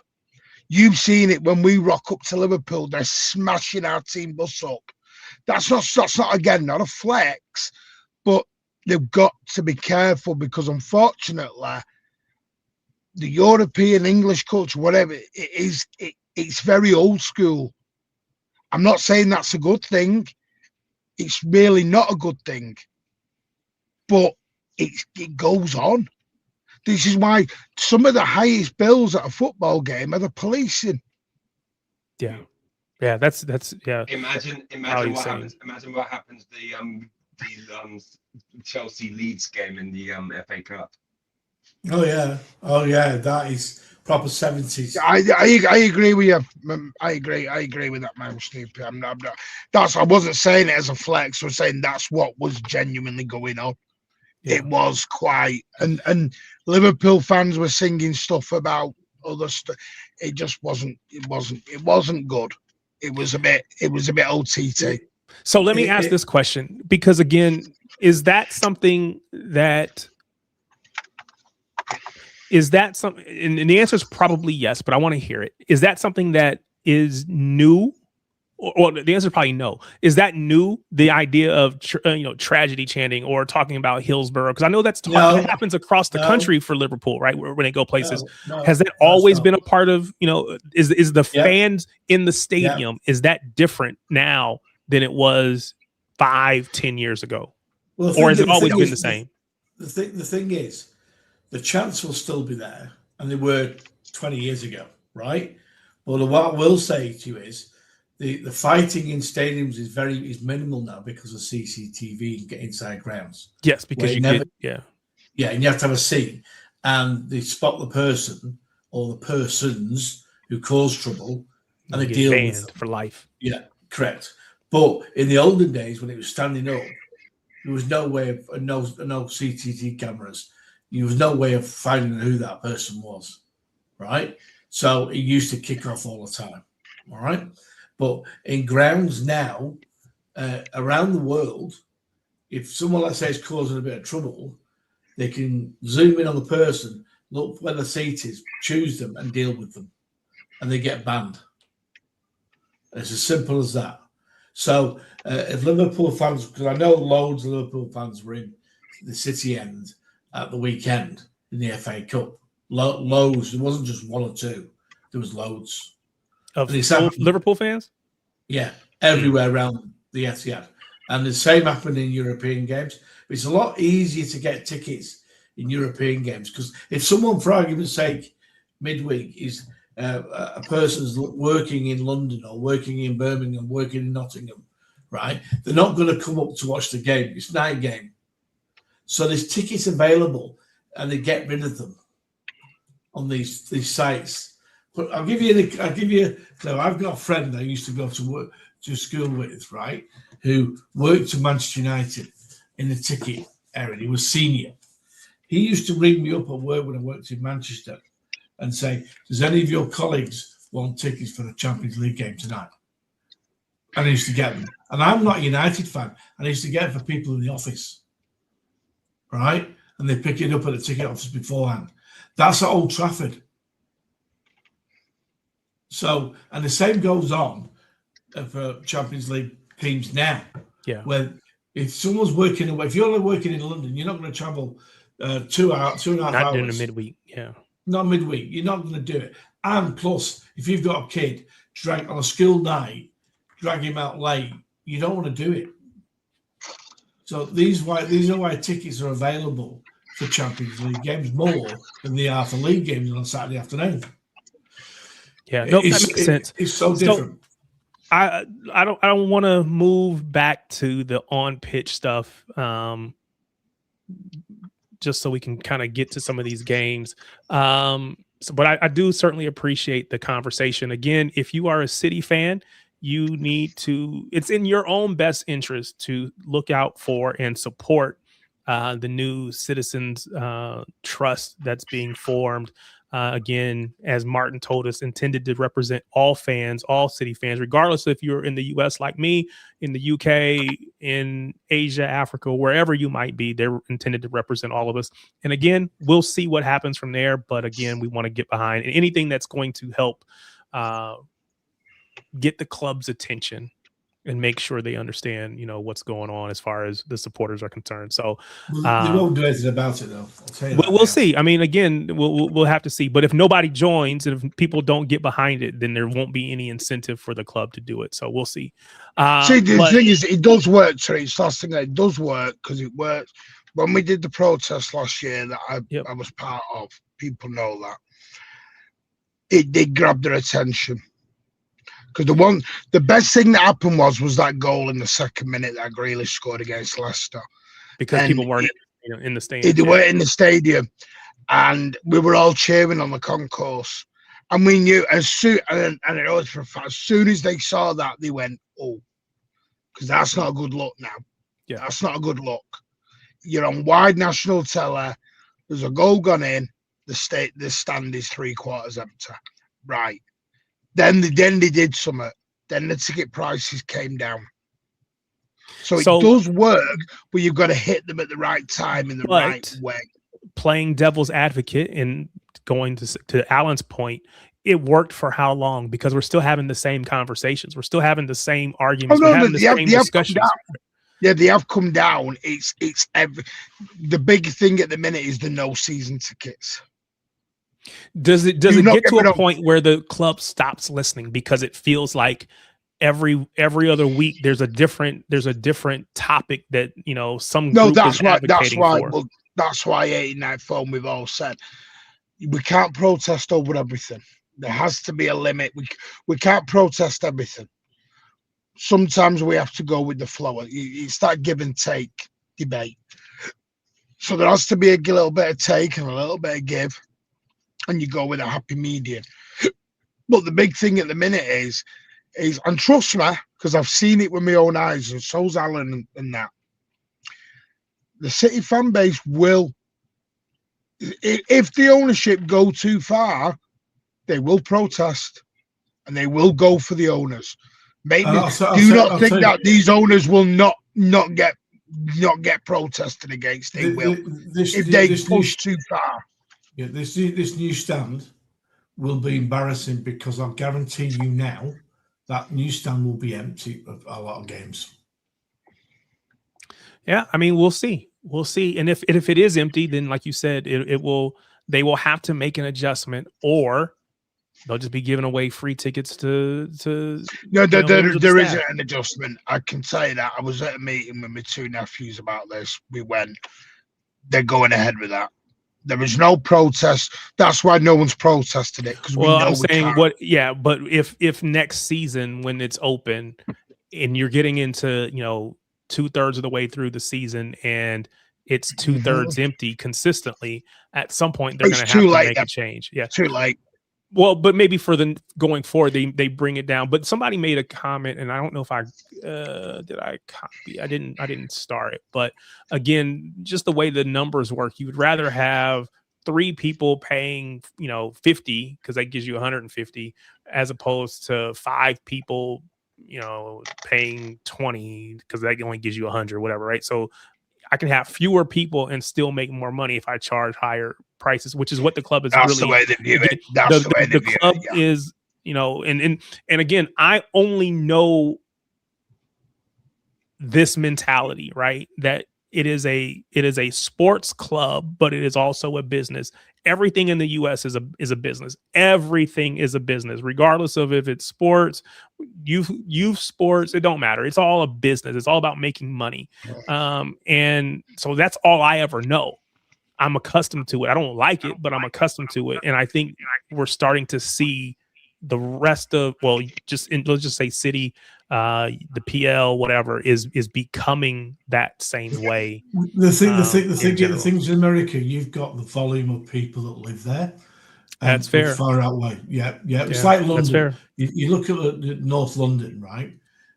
Arsenal and Tottenham fill their ground majority of the time because the population of that area is enormous, right? So they'll always have people to go. But I'll tell you straight now about Man City fans, right? There isn't that many Man City fans in Manchester that will fill that ground. I'll tell you that now. There isn't. Yeah. All right, let's move. So today was Champions League matches. And so, of course, we got to see my favorite City player of all time, Vincent Kompany, lead Bayern up against Real Madrid. They went into the Bernabeu. Bayern was up early, 2-0. They did enough to hang on. It ends up being 2-1. But we just watched a Vincent Kompany managed or coached team go into the Bernabeu, get a win in the Champions League. Are we still pretending as if he's not good enough to manage City? Oh, mate, I'd have him. If Pep resigned this year or next year, he'll be my first choice. Without any shadow of a doubt. So I think he's definitely good enough. My only concern is the idea that City fans, the expectations after Pep leave are that we're going to continue to be what we are. I think there's going to be some amount of drop off. And so we have to be okay with that. We have to be okay with that. Massive drop off. Oh, I don't want massive drop off. I'm not going to be okay with massive drop off. I'm going to be okay with drop off, but not massive. Let's go. Hold on. Listen, when Pep goes, there's going to be a big drop off. There will be a drop off, yes. And we have to accept that. We have to accept that. Yeah, I agree. But like Martin thinks I don't, I supported City through the 70s, 80s, 90s, and I went through the shit and I still supported them. And you've got, once you pick a team, that's it. No matter how they do, that's it. No, fair. I don't respect. Whoa. Let me defend myself here. What are you defending yourself from? Because Alan just said, like Martin thinks. No. The trouble is with Alan, I'll talk to you about it because I'm not talking in the third person here. Alan flips like the wind. I say things on here or on other channels, your channel included, to wind you up, right? And you know it. Exactly. Thank you. Exactly. And I do it on purpose, mate. So going back, so we saw Kompany. We also saw Michael Olise run the show. There is conversation about him coming back to the PL. It won't be to say. No. Olise. Yeah. Olise. Yeah. No, Tariq, I'm going to end your little dream right here, right now. I don't think it'll happen, but I mean, I can dream, can't I? Do you think so? Let's have a better question for you. With Mo Salah leaving, am I on LB's? Am I on LB's show? No, I can dream. Is there any chance that he ends up in Liverpool? There's more chance to go to Liverpool than City. I'll tell you that. That'll bring tears to my eyes. That'll bring tears to my eyes. Do you know why? Because Liverpool will play silly money. City won't pay silly money. No. He's worth silly money. They won't pay it. Yeah. No, he's not. You tell me honestly. People think we're spending 100 million on Anderson. But no, you're getting a shock in that one as well. No, I saw Anderson 65 million is what I saw. Exactly. So that's where it fits City's ethos. People think it's a cheeky and a piano thing. It's not. It's a Khaldoon mandate. We don't spend silly money. We don't pay over the odds. So we also saw in that match today, we saw a Manuel Neuer who looked decent, but we know he's on the tail end of his career. I want to ask the question that Matthew Hoyle brought up, and maybe you did earlier too, I think. Is there a chance that James Trafford ends up in, say, a Bayern? Is that too big of a leap for him? I'll give you a tip. The Bayern Munich goalkeeping coach was there at the weekend watching City. The goalkeeping coach. Is that too big of a leap for Trafford? No, I think he's good. And I'm asking a question, right? He's a good goalkeeper, but he has the benefit here at City of being a homegrown academy kid, right? He's homegrown, whatever, but he's not going to be that at Bayern. If he goes to Bayern, they're going to have expectations that he's going to come in and perform right away. Is there any chance that he goes there and yeah, there is. But Neuer's 40 years of age. He's 40 years of age. Bayern Munich would suit. Bayern Munich are more likely looking at Donnarumma than they would be Trafford. I assure you of that right now. Not company. I would be okay with that. Is there anybody that would not be okay with that? Me. I want James. I'll tell you this: you would not be okay with Donnarumma going to Bayern. Oh yeah, well, Trafford staying. I want Trafford in. Hang on, what's Donnarumma do? I'm gonna have this debate again, and I've had it all day. And it's really you had it on another channel yesterday. I was watching, and I was laughing all the way through it. What has Donnarumma done wrong? I don't think he's done anything. Can't control his area. No, and he's awful passing out. Yeah. Awful. So he has weaknesses in his game, like every player. Every player has weaknesses. Wait. No, can we start from the fucking beginning here though? Why did we buy Donnarumma? James Trafford shit the fucking bed against Brighton and fucking Spurs. I think that was already in the works, but that's just my opinion. This is just my opinion. If we didn't have those two mistakes, we wouldn't be getting Donnarumma. We'd be saying, Edison, yes, stay here, and yeah. So this is my take, right? Every player makes mistakes. Every single one. Every single player has strengths and they all have weaknesses. So to Alan's point, Donnarumma has his weaknesses just like Trafford has his. There might not be the same weaknesses, but they have weaknesses. So yeah, I don't think he's done anything to answer your question, Martin. Has he done anything? No, he's made mistakes, but everybody has. But for me, I would take the let Donnarumma go at the end of the season and keep Trafford. I would do that because all day long. I totally agree. Think that Trafford has an amazing upside. I could be wrong. Yeah. But massive. I think his upside is great. I think his ability to play with his feet is exceptional. So for me, I would keep him and let Donnarumma go. I would let Donnarumma go. But again, I understand that everybody else may not feel the same way. Everybody doesn't feel the same way as me. That's just my take. We get a world-class goaler. Yeah. And then we want to get rid of the damn thing. Yeah. I'm not suggesting that. See, this is the difference between me and you, Martin. Got rid of him because he can't kick. Sorry. Shall we label off Donnarumma? No. He can't catch. He's doing this in the box. No, hang on a minute. I think that's too strong. He can't catch. Yeah, I think that's too strong. I think I don't think he dominates his box the way that I think most keepers should. But to say he can't catch, I think is probably a little too strong. But I think that Trafford is going to be world class. So I don't think that long term it's a big difference. But we could be on this topic all night. No. You know straight away if you're world class or not. You know it from the moment you see them playing. Instantly. No, I am sorry. No, I know. Who drives for this fucking team? I see that you can't use that. I don't know anything about F1. He went from the get-go. I don't know anything about F1. But what I will say is you're right. And then the moment David Silva came in, the moment you wound Louis up. You wound Louis up now. The moment someone comes into the team, they instantly show why they're good.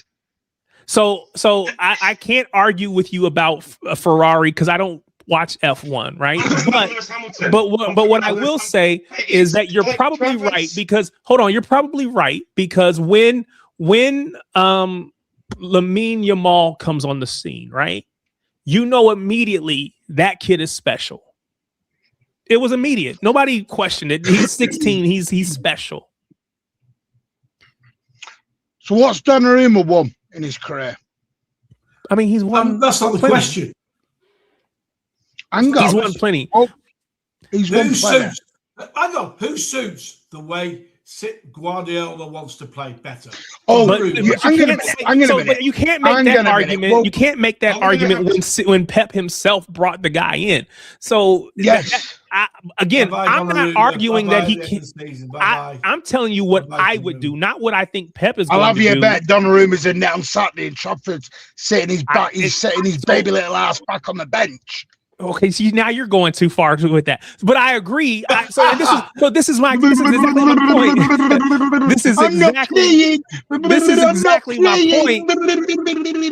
This is exactly my point. Because I asked this question on LB stream on the weekend. We saw this team do what they did in these two matches, but those were cup matches. So Trafford played because it's a cup match. And as great as I think he did, I think he did great. Don't get me wrong. I think he did great. Right, okay, Tariq, Willie Caballero hold on. Shootout. Should be assigned him. But I don't think that Pep is going to go away from playing Donnarumma. Now, if we were going on current form, Donnarumma made some mistakes in his last appearance. Trafford made one mistake, and Trafford has been mistake-free in the last. So we're dropping players on one mistake. I'm saying that if we were going simply on form, I think Trafford would play. But there's other things involved. Hang on, no, Louis, one sec. When was the last time we played the league game, Tariq? Again, you can only play the matches in front of you, and that's the only opportunity he gets. Was Trafford always going to play in the cup games? Absolutely. Right. Absolutely. So I can't say form because hold on. I agree with you. I agree with you, Martin, that he didn't start because Donnarumma's form was poor. That's not why he started. Yeah. He was always going to start those matches. I'm just saying he started, and again, to whoever's I forget who it was earlier in the chat who said, it wasn't just Donnarumma or the change in goal, but it was also bringing Cherki in. So there's other things that contributed to us looking really, really good in our last two matches. I can't say what is cause versus correlation, all that stuff. I don't know. What I know is we looked really good and we put a whooping. We spanked Liverpool. We were behind, and I'm saying that way for all the Liverpool fans. Hold on, all the Liverpool fans in the chat. I need you to know that we whooped your behind. Jolly good. Why did we whoop their behind at Anfield? Why did we? Or why did we? Yeah. Who was the guy who pulled off a world-class save to win us the game at Anfield for the first time in how many years? I don't remember. I'm sure it was Trafford. I mean, I'm sure it was Donnarumma. I don't remember. It won't say. It won't save of the month. Hold on. I'm almost 50 years old, man. My brain don't work that well. Who won February Player of the Month? But I just can't imagine it when you. So who won February Player of the Month? February Player of the Month. I'm assuming you're going to tell me it's Donnarumma. Who has won the Yashin Award? Donna can't catch. I don't see James Trafford's name on the Yashin Award at any point. Listen. So then the question is, why were we getting pinned in the second half of that game, plus many other second halves? I say Trafford. That's not Donnarumma's fault. You guys are making no sense. Trafford makes one mistake against Tottenham. He is not good enough. Donnarumma makes mistakes. How many trophies he won? For that logic. Right, sorry, mistakes. Can you name me the mistakes? I want to hear this plural mistakes. I'm just reading the comments, man. I'm just reading the comments. Not you. I'm asking that person. Name me the mistakes. We should all listen to Real Madrid away from home, come rushing out, idiot. And then he should have saved it, and he moved his arm in like that, dickhead. Right. West Ham away. Right, 2. So you give me 2. James Trafford made 2 in one fucking game, Alan. Trafford's at number 1 for me. Trafford's number 1. Well, guess what, Alan? He's number 2 for Pep. So let me read this comment. Somebody told me to come back and find it. So it says, this is from Snoopy. we know he is a genius because he is a University of Miami Hurricanes fan. So he's got to be a genius. That we preface that with that up front. But this genius of a fan says the argument isn't shot stopping. It's shot stopping versus shot prevention. With a ball playing keeper, you face less shots, maintain more possession. With Donnarumma, you face more shots, hence he has more saves. Is there anything in that you agree with, Martin? Yes, don't disagree with all of it, and I'll tell you why. Because we had the same debate last season. So the reason why we were having all the shots was because of the transition, and Edison was one-on-one, and everyone said if we're going to play this way of football through transition, we need a shot-stopping goalie. Hence, this is why everyone hounded Edison out the door. So the transition has nothing to do with the playing style. We've always been caught on transition. Lyon, transition. Monaco, transition. I can name loads of games. Spurs, a couple of years back at the Etihad, transition. Liverpool at Anfield, transition. Cancelo getting caught by Salah on the halfway line and Salah going through. How many this transition of ball playing? I'm sorry, that is factually incorrect. While we have this break, you will see at the bottom of the screen that we are trying to get to 500 subscribers. Do me a favor. If you're new here, this is your first time, do me a favor, hit that subscribe button, hit that like button, jump into the chat, be involved. If you, sorry, I'm going to have to go because I've got a meeting on Teams. So understood. Right, appreciate you. Thanks for stopping by. Thanks for your opinion, even if Martin. Thanks for your opinion, even if Martin thinks your opinion is wrong. Well, mate, he always thinks my opinion is wrong, and I think he's you like Trafford because he's English and from the academy. You're Real Britannia and no other reason. That's funny. But appreciate you, Alan. Bye. Later. Again, if you're new here, go ahead, hit that subscribe button. Certainly trying to get to 500, and all your help will help with that. So, see, this is where I disagree. I don't think Trafford is disrespected. I think Donnarumma is now disrespected. I think Donnarumma's been disrespected. I don't think either one has been disrespected. Donnarumma. These are the same fans who were doing street parties about Donnarumma. I think the way people are treating Donnarumma is borderline disgusting. I think that is too strong. Well, again, I don't see what you see. So let me just say that, right? I don't see what you see. People are saying he's crap. Well, again, I think people have their opinions, whether I agree with them or not. I think him being crap is way too strong. It's one thing to say he's crap at this. Who saved us at Brentford? That. But to say he's just crap in general is way too strong. I would never say that. Match after match after match for Donnarumma. Brentford away, Donnarumma won us the game. Against United at Old Trafford, what, Martin? If it wasn't for Donnarumma, we get beat 7-0. I'm not really trying to argue for or against Donnarumma because I don't dislike Donnarumma. I think he's been what we were hoping we would get out of him. He's been a great shot stopper. He's saved us in a lot of matches. You're absolutely right. I don't even dislike him.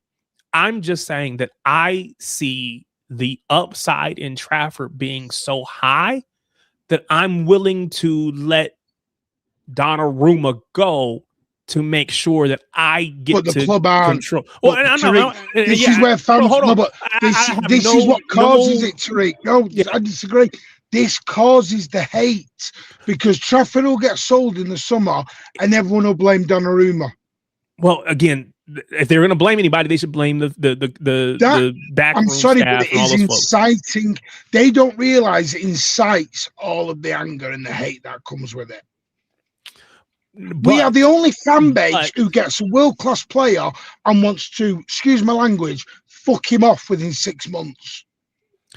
Again, I think the issue is if we can keep Trafford around and keep him happy, people would be fine. I would be fine with Donnarumma staying. My issue is I think it's going to cost us Trafford, and I believe that strongly in this kid. And again, maybe he goes and he flops, and I'm like, I was wrong. I don't know. I just believe really strongly in him. But again, I think you're right that it's way over the top to be hating on any player. I've always said anybody that puts on that blue shirt, I'm going to support. So whether that be Donnarumma or whoever else, I'm going to support them because that's what I do. Big up to Austin Sporlander, who subscribed to the channel. Appreciate you, sir. Also to I Fear HD. I don't know. But however I'm supposed to say that, I appreciate you for subscribing. Appreciate you for being here. Donnarumma's saved us more points than Trafford ever has this season. And how anyone can even say that is beyond me. Martin, that is an absolute fact that you are correct. But so I can hold on. But you can't make that. You can't make that the argument. You can't make that the argument because they haven't played the same number of matches. So of course, Trafford plays cup games because he's number 2. But so again, I agree with you. Yes, Donnarumma has saved us and won us points and done all those things, right?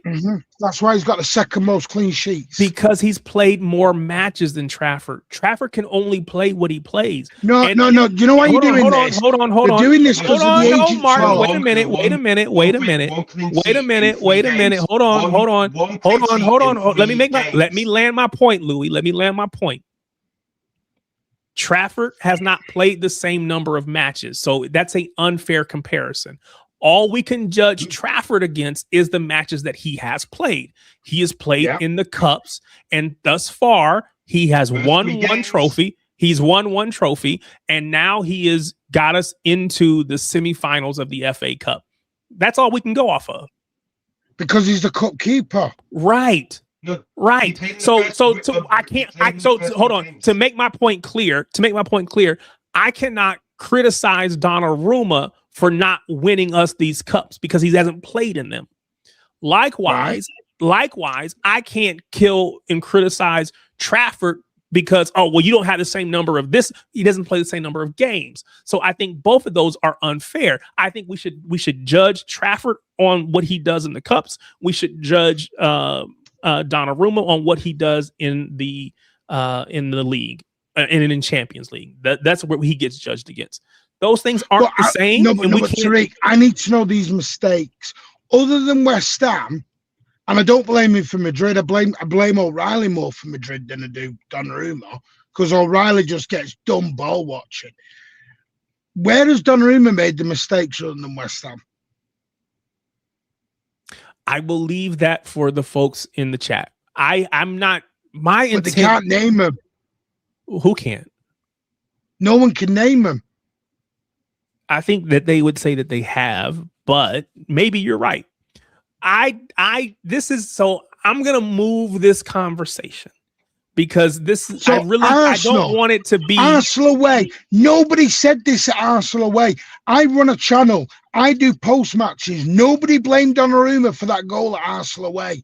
Now we're suddenly blaming it because it suits the narrative and the agenda. They were blaming Reinders for not taking the ball to the corner. This is what I'll say. They were blaming Ake. They were not blaming Donnarumma.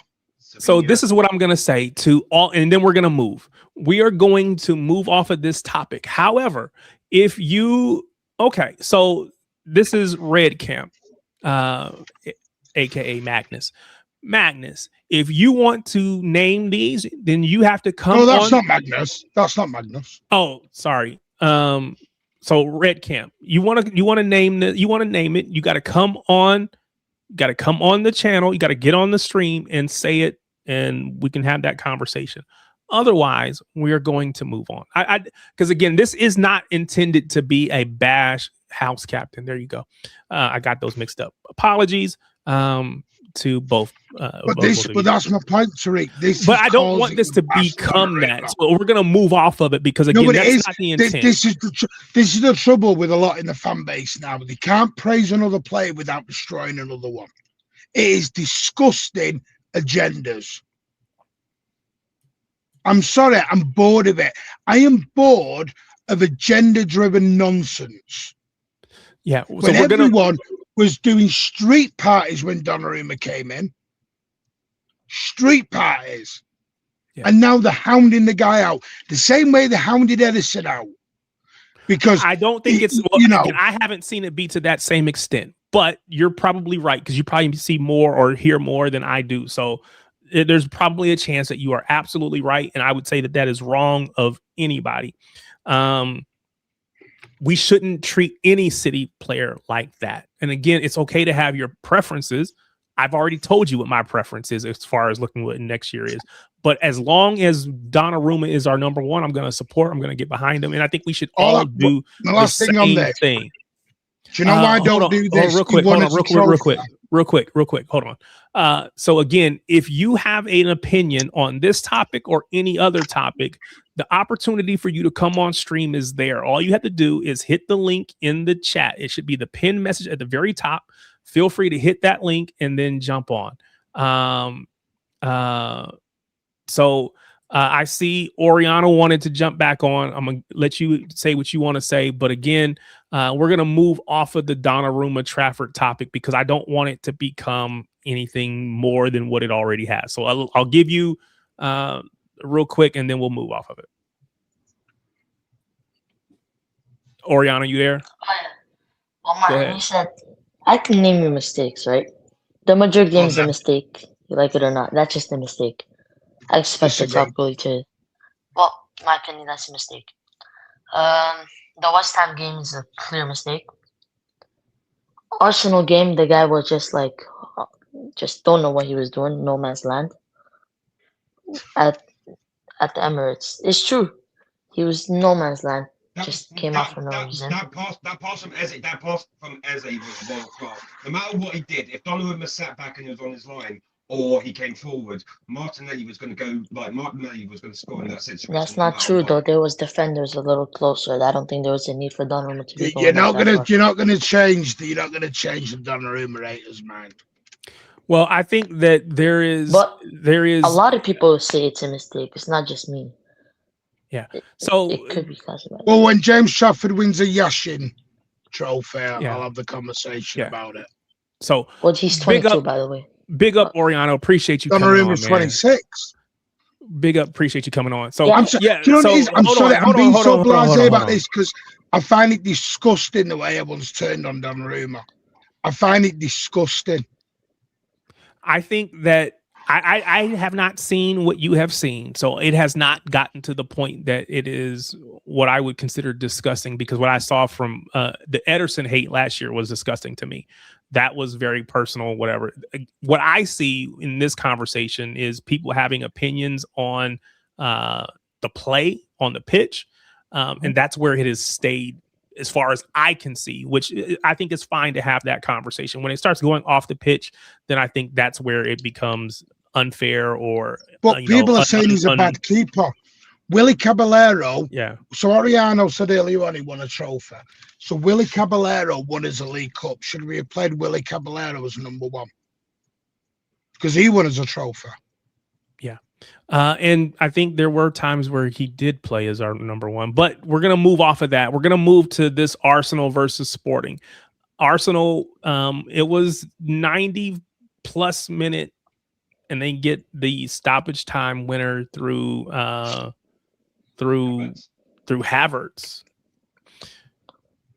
Does this break? Is this enough to kind of break the cycle? The poor performances that we've seen from Arsenal recently, including when we took them to the woodshed. Is this enough? Is this win? Does it matter how it looked? Does it matter that it was a last minute winner, or is it just simply get across the line? Because they were, I think to a certain extent, they were rocking a little bit. They were teetering a little bit. And the pressure was starting to build. Does this relieve the pressure? I mean, it was just one of them performances again. They've done it many times this season. Just get that one goal, keep the clean sheet because their defense is good. But I expected to do better against Sporting, to be honest. Now, if it was against Bayern and Real Madrid, can't complain about 1-0. It's a win. You can't complain with these teams. But I expect a bit better from Sporting. And, I mean, I don't know. I don't think Sporting this would had bring up their more. confidence. Sporting didn't have as much possession, but they had more shots on goal. They had more big chances. They did more of it. They just didn't score. I mean, David Raya was the man of the match. That tells you something. Yeah. All right, Oriano, appreciate you, man. I'm gonna drop you off again. Yeah. Thank you. Thank you. Martin, does this get Arsenal back on winning form? I don't know. Louis? I don't know, honestly. I hope Louis has something. I hope Iraola has something for Arsenal on Saturday, because he was there. He was there for the Southampton game on Saturday, so he's probably watching the tapes. We'll probably watch the tapes tomorrow to get some better idea of how to exploit them both with the press, like Southampton did, and how Sporting, they really tried. They didn't do. Trying to figure it out. It's basically they did a really clever thing with like the fullbacks to try and ping them, like ping the ball into the fullbacks into their half and then transition forward really quickly, like Diamande's pass to Araujo, or however you say it, when David Raya saved. So yeah. It's a coin toss. It's a coin toss with them at the moment, because they could win or they could lose. Is there any chance left for City to win the league this season? Who's in that?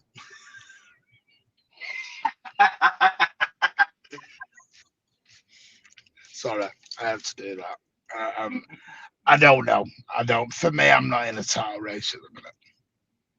I'm not in one. I'm not in one until I think we've got to win the game in hand. We've got to beat Arsenal at home. I think my internet is acting up, so you're breaking up for me. I think you're good for everybody else. I think it's me. I think it's on my end. So I missed what you said. You want to repeat it? Yeah, sorry. No, until we beat Arsenal and we win our game in hand, I'm not. I need to get within 3 points of them to know whether we can win a league.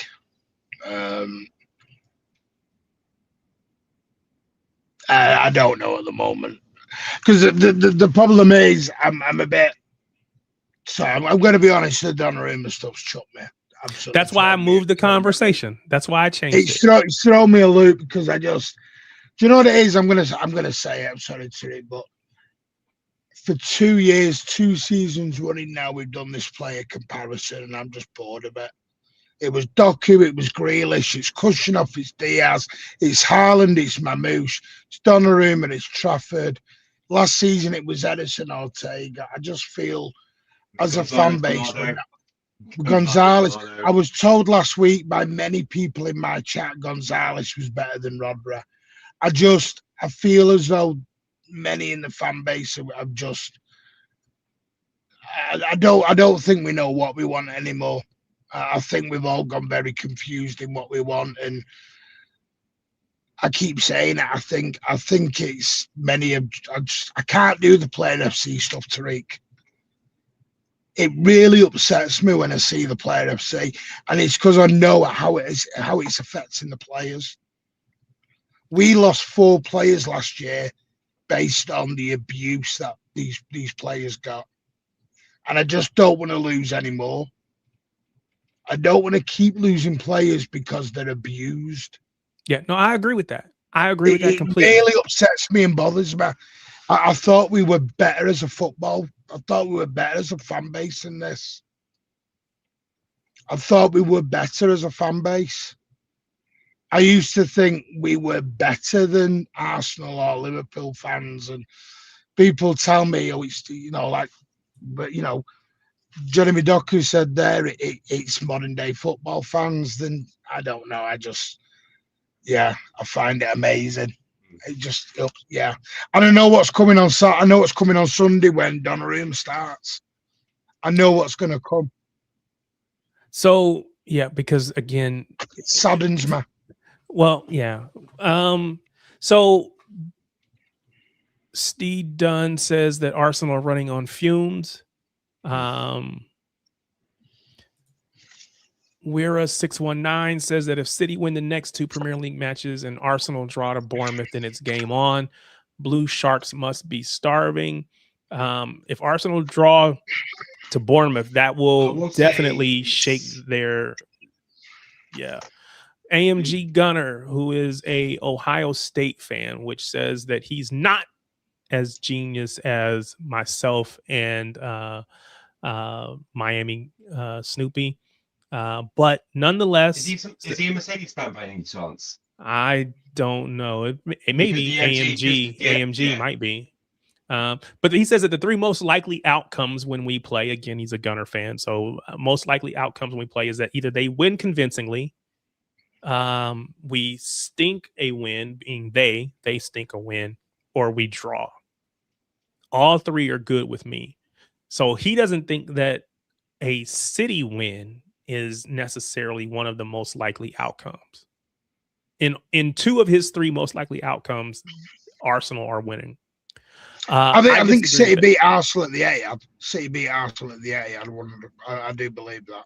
Yeah, he doesn't think so. He thinks it's probably more likely that they would draw, or even more likely that they would get a win. Every single game, they're going to get their asses slapped. They're going to get their asses slapped. So, Gunner, if you are in the chat and you want to come on and advocate for your squad, go ahead and jump on. Hit that link. I don't think Arsenal were good tonight. I think Arsenal got lucky tonight. They were poor. And I'm sorry. This is why I asked the question: did tonight's performance change their outlook? No. Because they were. Somebody said they were running on fumes. I didn't think that they had been playing great for a while. Now they did enough to get the win, but this is a 2-legged tie. Winning is just basically being in the lead at halftime. That's basically all this does. You got to go out and you got to perform against Bournemouth. You got to go out and you got to win these PL matches coming up. Now, to be fair, it is much more likely that Arsenal go on to win the league than it is that they drop. If they don't win the league, it will absolutely be because they bottle it. And that's the key.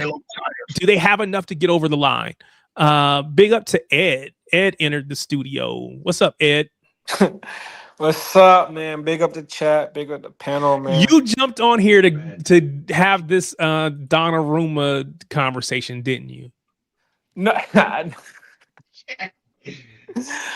No, I mean, for me, no, I didn't. Okay, good. Because Martin's already stressed, man. You can't do any more. No, I'm not stressed on that. I'm just stressed on. I'm stressed on the whole comparison, because it's not just Donnarumma, Trafford. We did it with Edison. We're doing it with every single player now, and we can't. Yeah, we can't big up a player without slagging off the other one. That's the bit I don't like. Instead of going, we've got 2 good keepers, we have to say one's shit, one's good. And then we're making up. And listen, I've done enough shows, you know this, Tariq, to know nobody was talking about Donnarumma like this for 6 months ago. 4 months ago, no one was. This has only come out since Donnarumma's agent spoke. But as we saw... That doesn't help. We've got to be careful with interviews, as we've just seen with Rodri. Yeah. We've got to be careful, because Rodri's they took a 30-second excerpt of Rodri's interview that was 52 minutes long. So I don't know what Donnarumma's agent said. I'm not being funny. Bernardo Silva's been trying to get out of this football club for 5 years. Nobody said out. Nico G has talked about leaving. No one said anything. But so Nico G, you know that because you have inside scoop. Nico G hasn't been public with his desire to move on. We have, to your point, Bernardo has very much been public, and everybody's known that. And he's still here. And to his credit, he continues to give everything he's got as long as he's here. So we appreciate that. But you're right that if we were just using those kinds of comments, then he would be on the chopping block a long time ago. And I think that, again, we're going to move on because I don't want to get stuck in the. So to your point, the comparisons, I think it's natural because we have our opinions, but we can't allow our comparison to become toxic, especially when we're all. And it has. We're I all think City that's fans. Because I know why Akanji left. I know why Edison left. I know why. I was straight with you. Part of Rodri's reason is some of the stuff. Do you think the abuse Foden's getting to helping him? I get people can constructively criticize, but abuse is not. When you say to someone, he needs to be sold, he's shit, that's not constructive criticism. And I always use the comparison as a teacher. If I told a pupil they're thick, that doesn't make them want to learn. That's kind of what we're doing with players. We're not saying, right, this is what you could do better. This is what you need to learn at. You're doing good at this, but we need to improve on that. Instead, we're tearing them down. That's the bit. I'm sorry, that's not how I was brought up to bring people up. I was taught as a teacher to do better than that. When I was a coach, I didn't rip my players. I had players better than other players. I didn't rip my subs apart and say, you're crap. Because they'd have just gone by. Yeah. You lose people doing that. I think that is fair. So the next match that, on the weekend on Sunday, City will go to Stamford Bridge. We play Chelsea away on Sunday. I do expect, to your point, I expect Donnarumma to be back in net.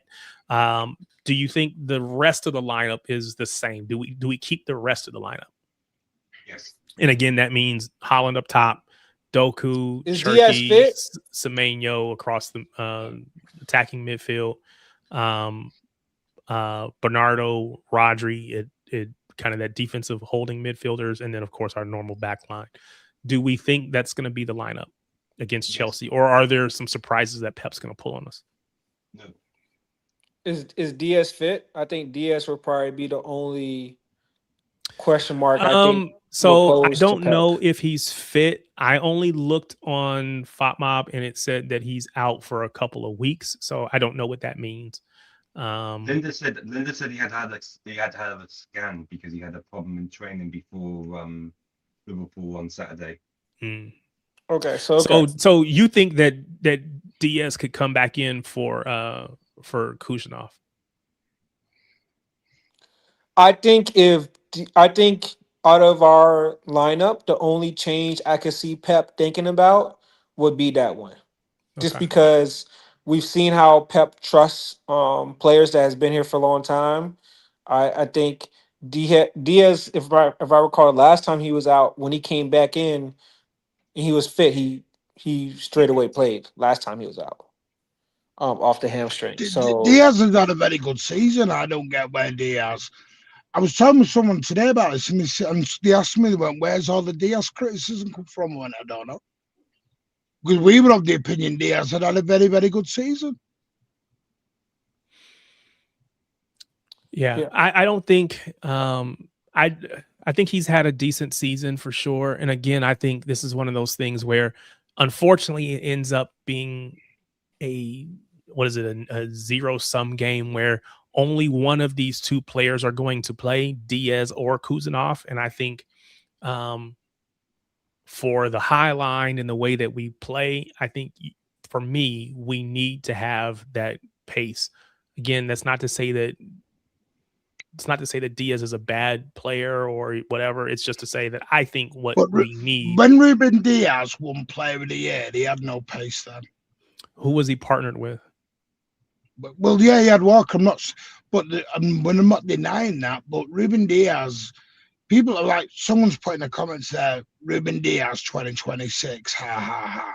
Well, no, Ruben Diaz is still a very good. Yeah, no, I'm not suggesting that he's not.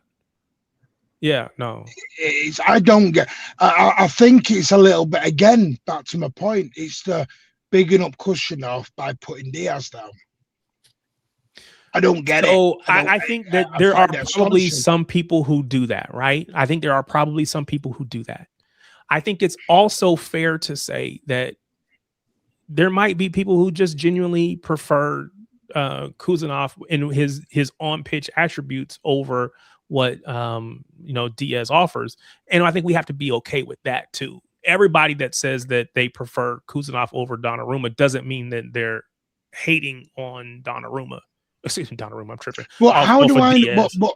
But again, back to my point, Kushnerov is great. Do not get me wrong, but what's going to happen to Kushnerov when Gavardio comes back?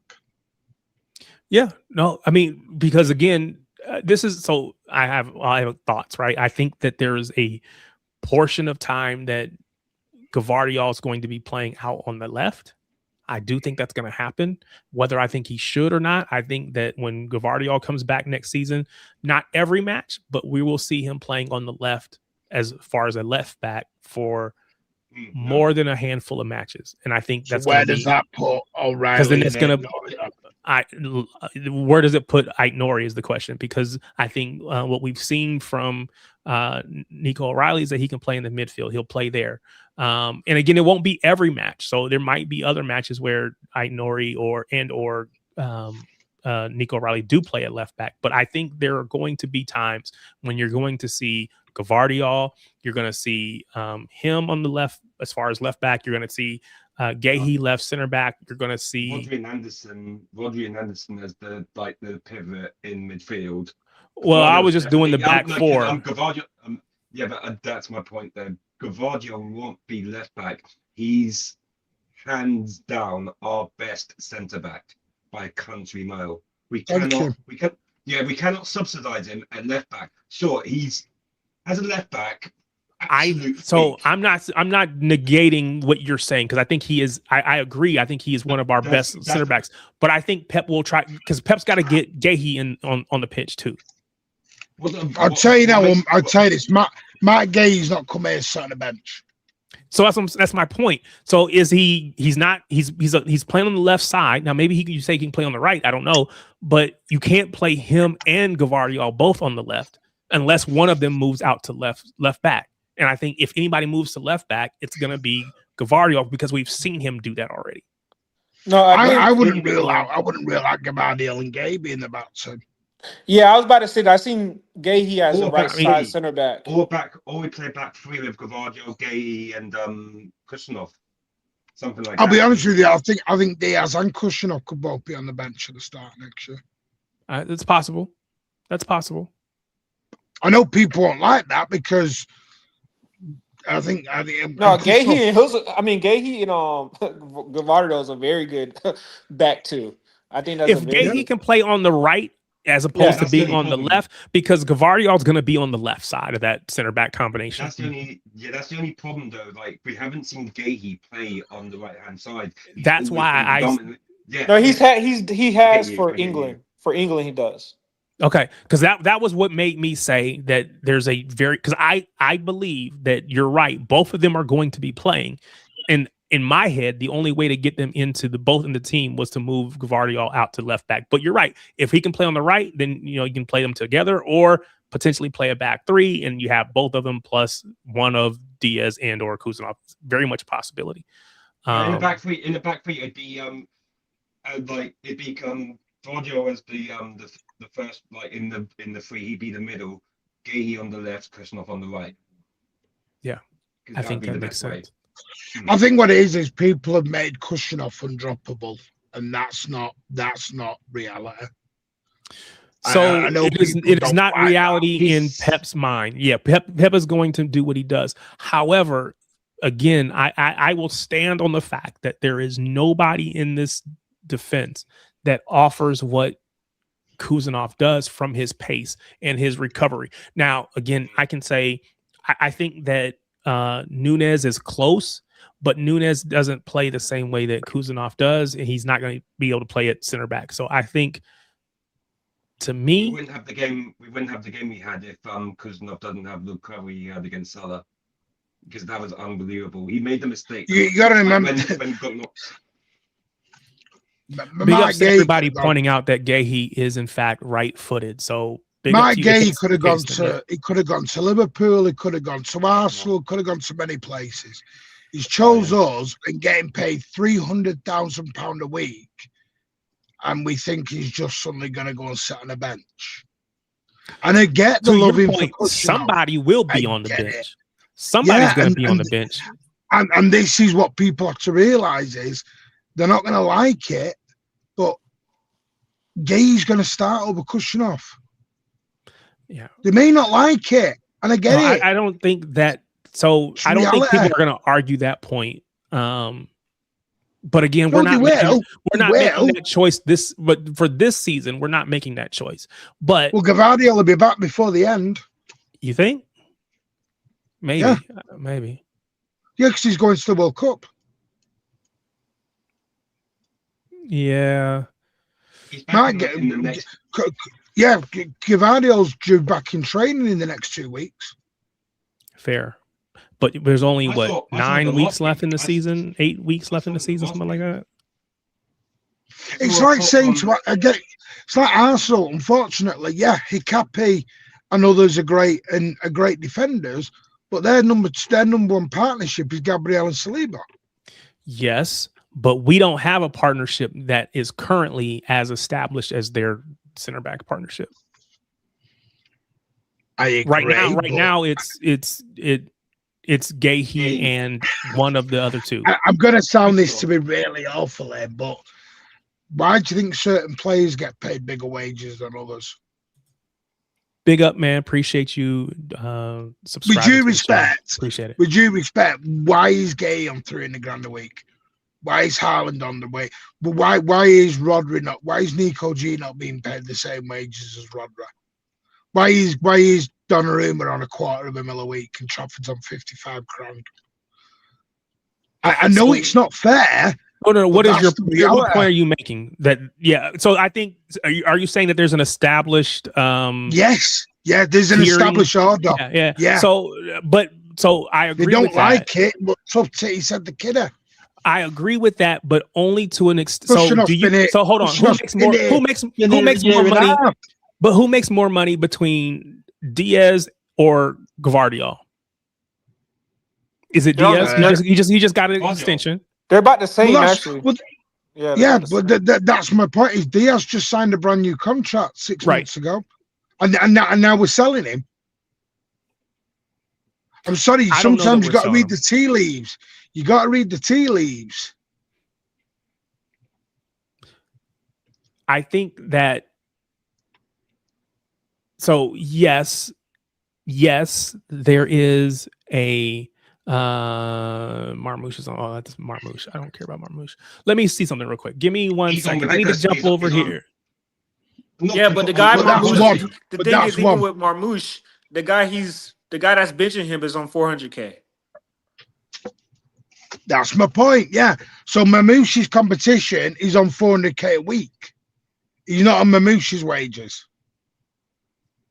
Rodri is going to become the second, if he signs the deal, will become the second highest paid player at Manchester City. It's like someone at work. You don't pay a chief exec $1 million a year, for example, and then go and give someone in the office who can do the job, might be as good as the job, but they're on £100,000 a year. There's a reason they're getting paid the $1 million. I know it's not fair, but that's reality. Why is Pep Guardiola on £20 million a year? And other managers aren't, because he's established and he's a damn good manager. He's the best. You get paid what you're worth. I know that's not fair. I hear it. I'm not saying it's, but when did football become fair? We've suddenly become this make a wish, give everyone a go. What are we, Manchester City, or are we a feeder club somewhere? I don't get this. At Real Madrid, there's a pecking order. At Barcelona, there's a pecking order. At all top clubs, there is a pecking order, whether they like it or not. I know we like to think of this, but they're in form play. Well, Mahrez scored an hat-trick in his last season, and then he sat his ass on the bench the next game because there was a pecking order. Bernardo was better than him that season. I know people are saying Laporte was on the bench, but I'm pretty sure the guy ahead of Laporte was on more wages. All right. So looking at this, whether I think that these are the exact numbers or whatever, I think that they are probably close enough, and or there's probably relative, right? So Holland is making 500,000, Gahey 300, Bernardo Silva 300. We get down to Ruben Diaz at 250. And then we go down to Vardiol at 175. So there's a 75,000 pound per week difference. And Rodri's been offered $375K a week. Yeah. So Rodri is here. You're saying he's going to go up to somewhere up there. Mm-hmm. I guess my point is that the Ruben Diaz is making more money than Gvardiol. However, I don't think that means that Diaz is going to be a starting center back over Gvardiol. I don't think that means that. Gvardiol is going to be a starter. He makes what he makes because when he came in, that was what the salary looked like, whatever. When he gets his new contract, he'll be up there where these guys are. I think that, to your point, though, Ruben Diaz at 250 versus that's why I don't think Kuzanov at 50, finished. That is a big difference, right? So Kuzanov at 50. By the way, at those wages as well, we do need to give him a better contract because teams will be snapping up for him really quickly come next summer. Who are we talking about? Not this Kuzanov, not 26, but 27, because he's that good a player that teams will actually come sniffing for him. Yeah, he's going to get more than this 50. I mean, yeah, his contract runs at 2030. He's going to get. He's not going. No one's going to. Yeah. By the way, Kuzanov will get a pay rise, but it's not going to be huge. He's not going. Yeah, probably go from 50 to like 80. I'll say maybe go to 100. He's not going. Yeah, he's not going on $200,000 a week. He's not going to Diaz's wages. Yeah, no. And if these numbers are right, 75, 80, he'll be in this range for sure. People think Ruben Diaz is finished at the football club, but they might be in for a bit of a shock. Yeah, I don't think that he's done unless he wants to leave. So yeah, it is what it. I'm sorry, but I know it's unfair, but so it is what it is. Sadly. Yeah. All right, moving off of this. Sunday, we go to Chelsea. What's the score? What's your score prediction? Louis, we'll start with you. What's your score prediction for Sunday against Chelsea?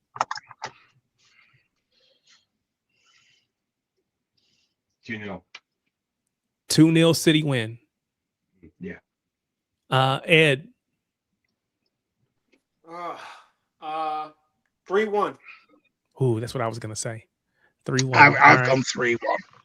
You've gone 3-1 too. All right. If you're in the chat and you want to tell me what your thoughts are, Austin says 1-1. Ooh, so if we go there and it's a 1-1 draw, does anyone disagree that ends the conversation that is the title over? Yeah, the title is done at that point if we go there and we don't win. Unless Arsenal draws. Unless Arsenal draw it before. I guess, I guess that's fair. If they keep dropping points, then that happens too. Snoopy said 2-0. Ash says 3-1. Brianna Citizen said 2-1. Cisco says 2-1 City, and it will be ugly. Ooh. I don't know. I think Chelsea's going to try to play. I think Chelsea plays, they're going to try to play out from the back. Do people wake up in a miserable mood? And AMG Gunner says 4-1. They're going to be, I think this will be open. Hold on. I need to know when he put 4-1, does that mean 4 for Chelsea, who technically are the home team, 1 for City? I think he means us. I think so too, but I gotta question it because again, You know, just got to question it. Governor says 3-0 City win. So nobody, does anybody, and again, I'm as City fans, I don't. I want to know why Austin thinks one each. Why does Austin think one each? Where we just slapped Liverpool and we just slapped Arsenal? That's a good question. What is it that, I guess everybody else? I bet you a 5 though. I bet you a 5 when he mentions the goalie. I don't see now. You put that in his head. But I know what's coming. I know what's coming. Atmosphere. You put that in the atmosphere, and so then when he says it, because I can read the tea leaves, I know what people are thinking. Gunnar was talking about City with the win. He was talking about City with the win. Mario says 3-1 Chelsea. Oh wait, 3-1 Chelsea. Really? He must not be a City fan. Gunnar says that Chelsea are there for the battering. So this is what you see. You spoke this up, Martin. Now people putting scores in there just because of the goalkeeper. No, what it is real Mario is a bit negative. Fair enough. He's entitled to be. Him and Red Campo have said they don't care as long as we win trophies, and that's fine. That's up to them. I mean, everybody has their motivations. Everybody has their motivations. Does that mean I can call him a glory or not? No, you cannot do. Not on my channel. That's glory hunter. No. You cannot. That term cannot be used on my channel. As an American, I've heard that term way too many times. I will refuse to let it be levied at anyone else. Now, when you have your stream tomorrow, you can say whatever you want to say. But I don't want to say that on here. Red Campo's accepting it. He's going, yeah, I'm taking it. I was going to say, Red Campo's like, yep, call me what you want. I'll take it. I'll own that. There you go. Do you know what? This is why we'll respect Red Campo or Mario, because at least he admit it. Yeah. I don't mind someone being a glory hunter. Just admit you are. It's all good. Doesn't make you less of a person. Snoopy says that Chelsea is actually worse at Stamford Bridge, but they actually need this for their UCL hopes, so it should be a game. Yeah. Chris, I can because they admit they are.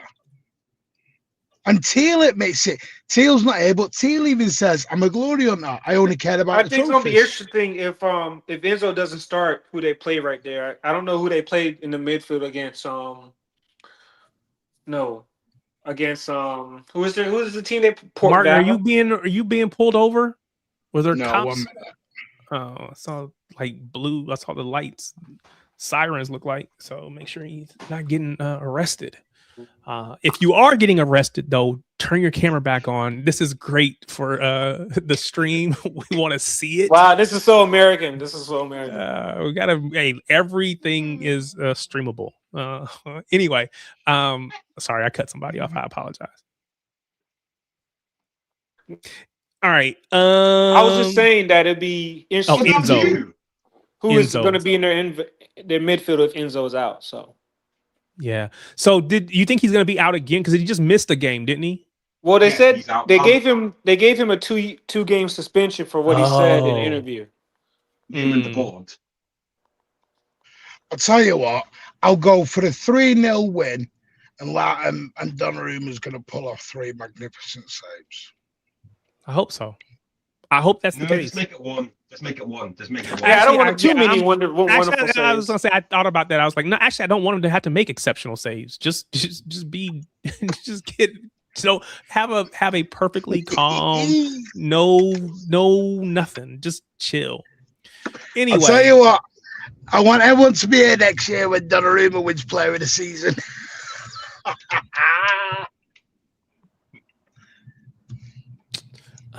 Chris said Lavia might be playing in there. Lavia might be playing. Is he still about?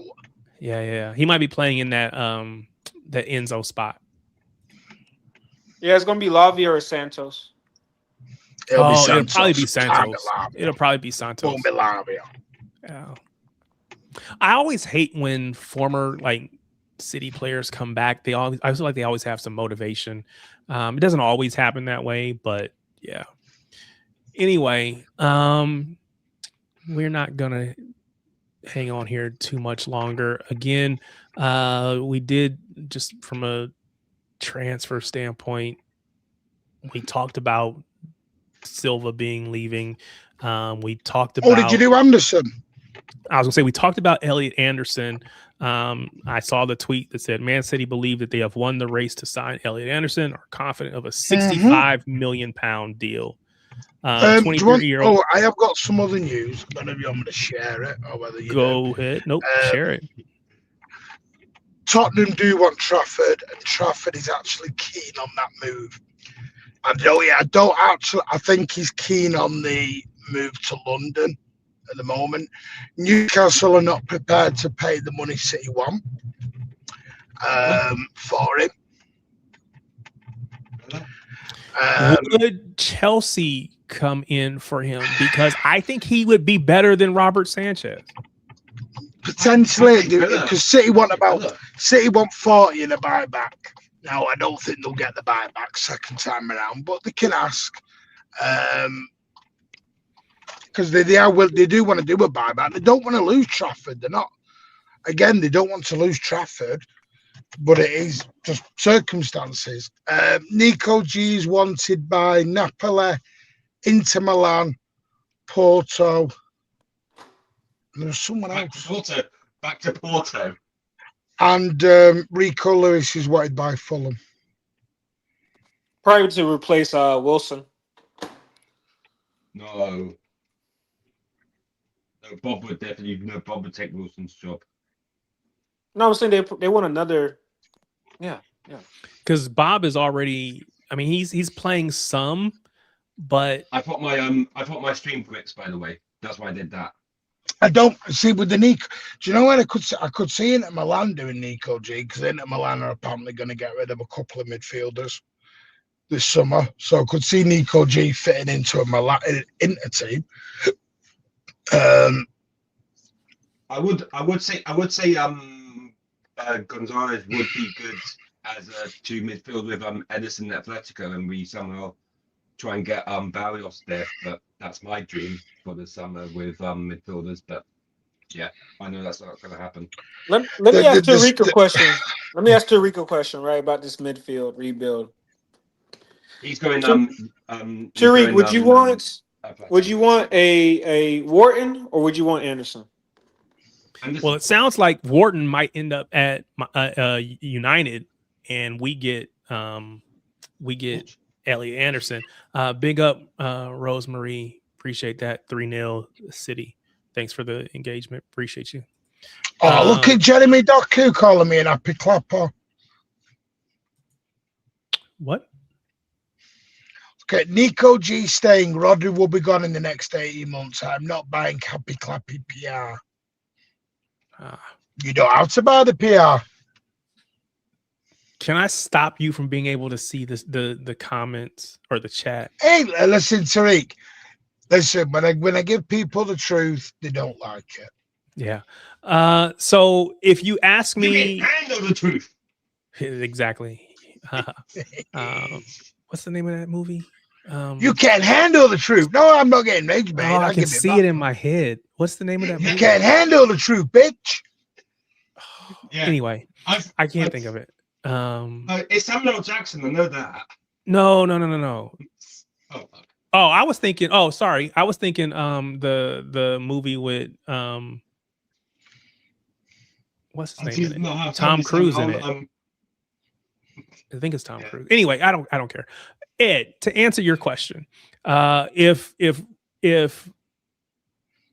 we are playing someone alongside Rodri, I'm probably gonna go with Elliot Anderson. But if Rodri is leaving, then I go give me a group chat about Few Good Men with Jack Nicholson. Thank you. I couldn't think of the name. That's what I was sometimes you got to connect the dots. So you look at Nico J, has hardly played in the last 10, 11 games. Hardly played. That's not telling you that you've got a lot of faith moving forward. And Nico G is very unhappy at his playing time. Again, is it unfair? Yeah. But you need to get Rodri to sign a contract. And that's why Pep made his comments last week of Rodri is Rodra. His exact quote was Rodri is Rodra. I will also say he did give some props to Nico in those comments, and talked about how good he's been and how good his attitude is and all that kind of stuff. So I do think that. So let's be completely fair. I think there was in my opinion, this is just my opinion, no one else has to agree. I think when Rodri first came back, he did not look his self, which is normal. He'd been out for a while. He had to play himself back into shape. At that moment in time, I think that Nico G was better than Rodri at that point in time. He is not a better player overall. It is just not yet anyway. Maybe he becomes one day, but not yet. And so once Rodri came back and started working his way back in, there was no, the Nico G thing was, he's the backup to Rodri. He's not considered an 8 or Pep's not willing to play him at the 8. Whether I agree with that or not doesn't really matter. Pep's not shown a willingness to play him at the 8. And so I just think that, Nico G. Well, he said it last year, didn't he? Nico J is Rodri's backup. That was the exact quote that came out of his mouth. And if you remember, he said all this last year about the people being good attitude and everything else. That was your Kobasic's, your Rico Lewis's. He said it about Oscar Bob, didn't he? Well, where's Oscar Bob now? So what I will say, to go back to Ed, to your point, I've seen Wharton be more physical than I thought he could be in recent matches. But I just still think that as far as like someone with an engine to get around the pitch, to do all the things, I think I go with Anderson. No one, and this is what Pep Linder said, right? There is no replacement for Bernardo. There is no direct replacement. You try to find someone that can give you pieces of what he does. Bernardo covers every blade of grass. Every single blade of grass he covers. I think I see more of that in Anderson than I do in Wharton.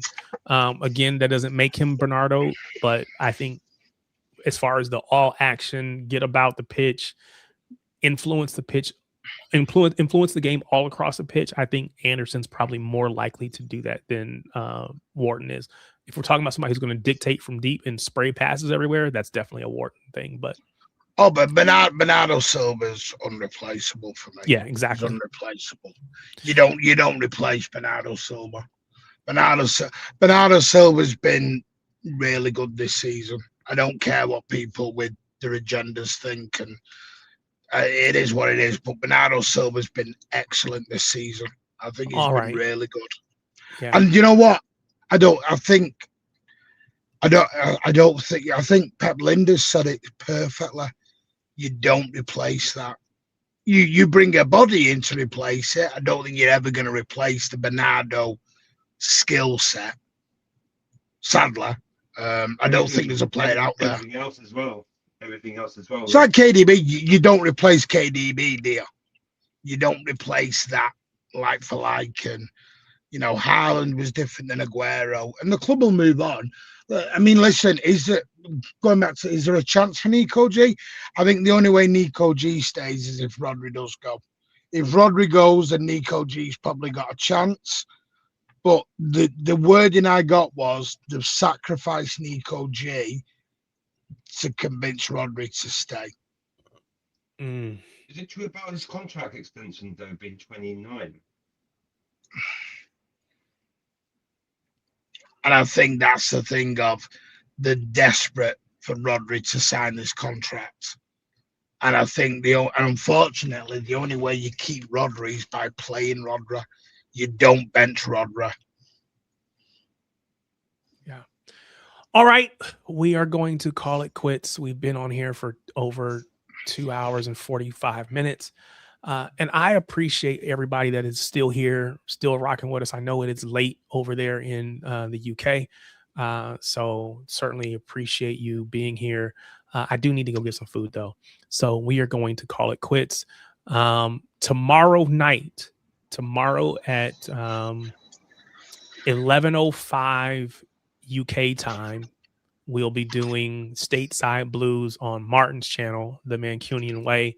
I'll be there. I believe Martin will be there. Ed should be there. Vader's joining this time. Vader will be there. So again, there's more city talk, more opportunities for you to come on and talk city with all of us.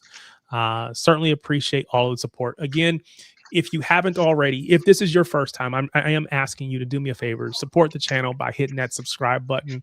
I won't come on next week. I'll give you a week you off, come on. I appreciate you coming on, because again, it makes these 2 hours and 45 minutes fly by. So people like to rage bait me too much. Well, they like to rage if they're rage baiting you, they're not rage baiting me. So I'll take it. Why do people rage bait me?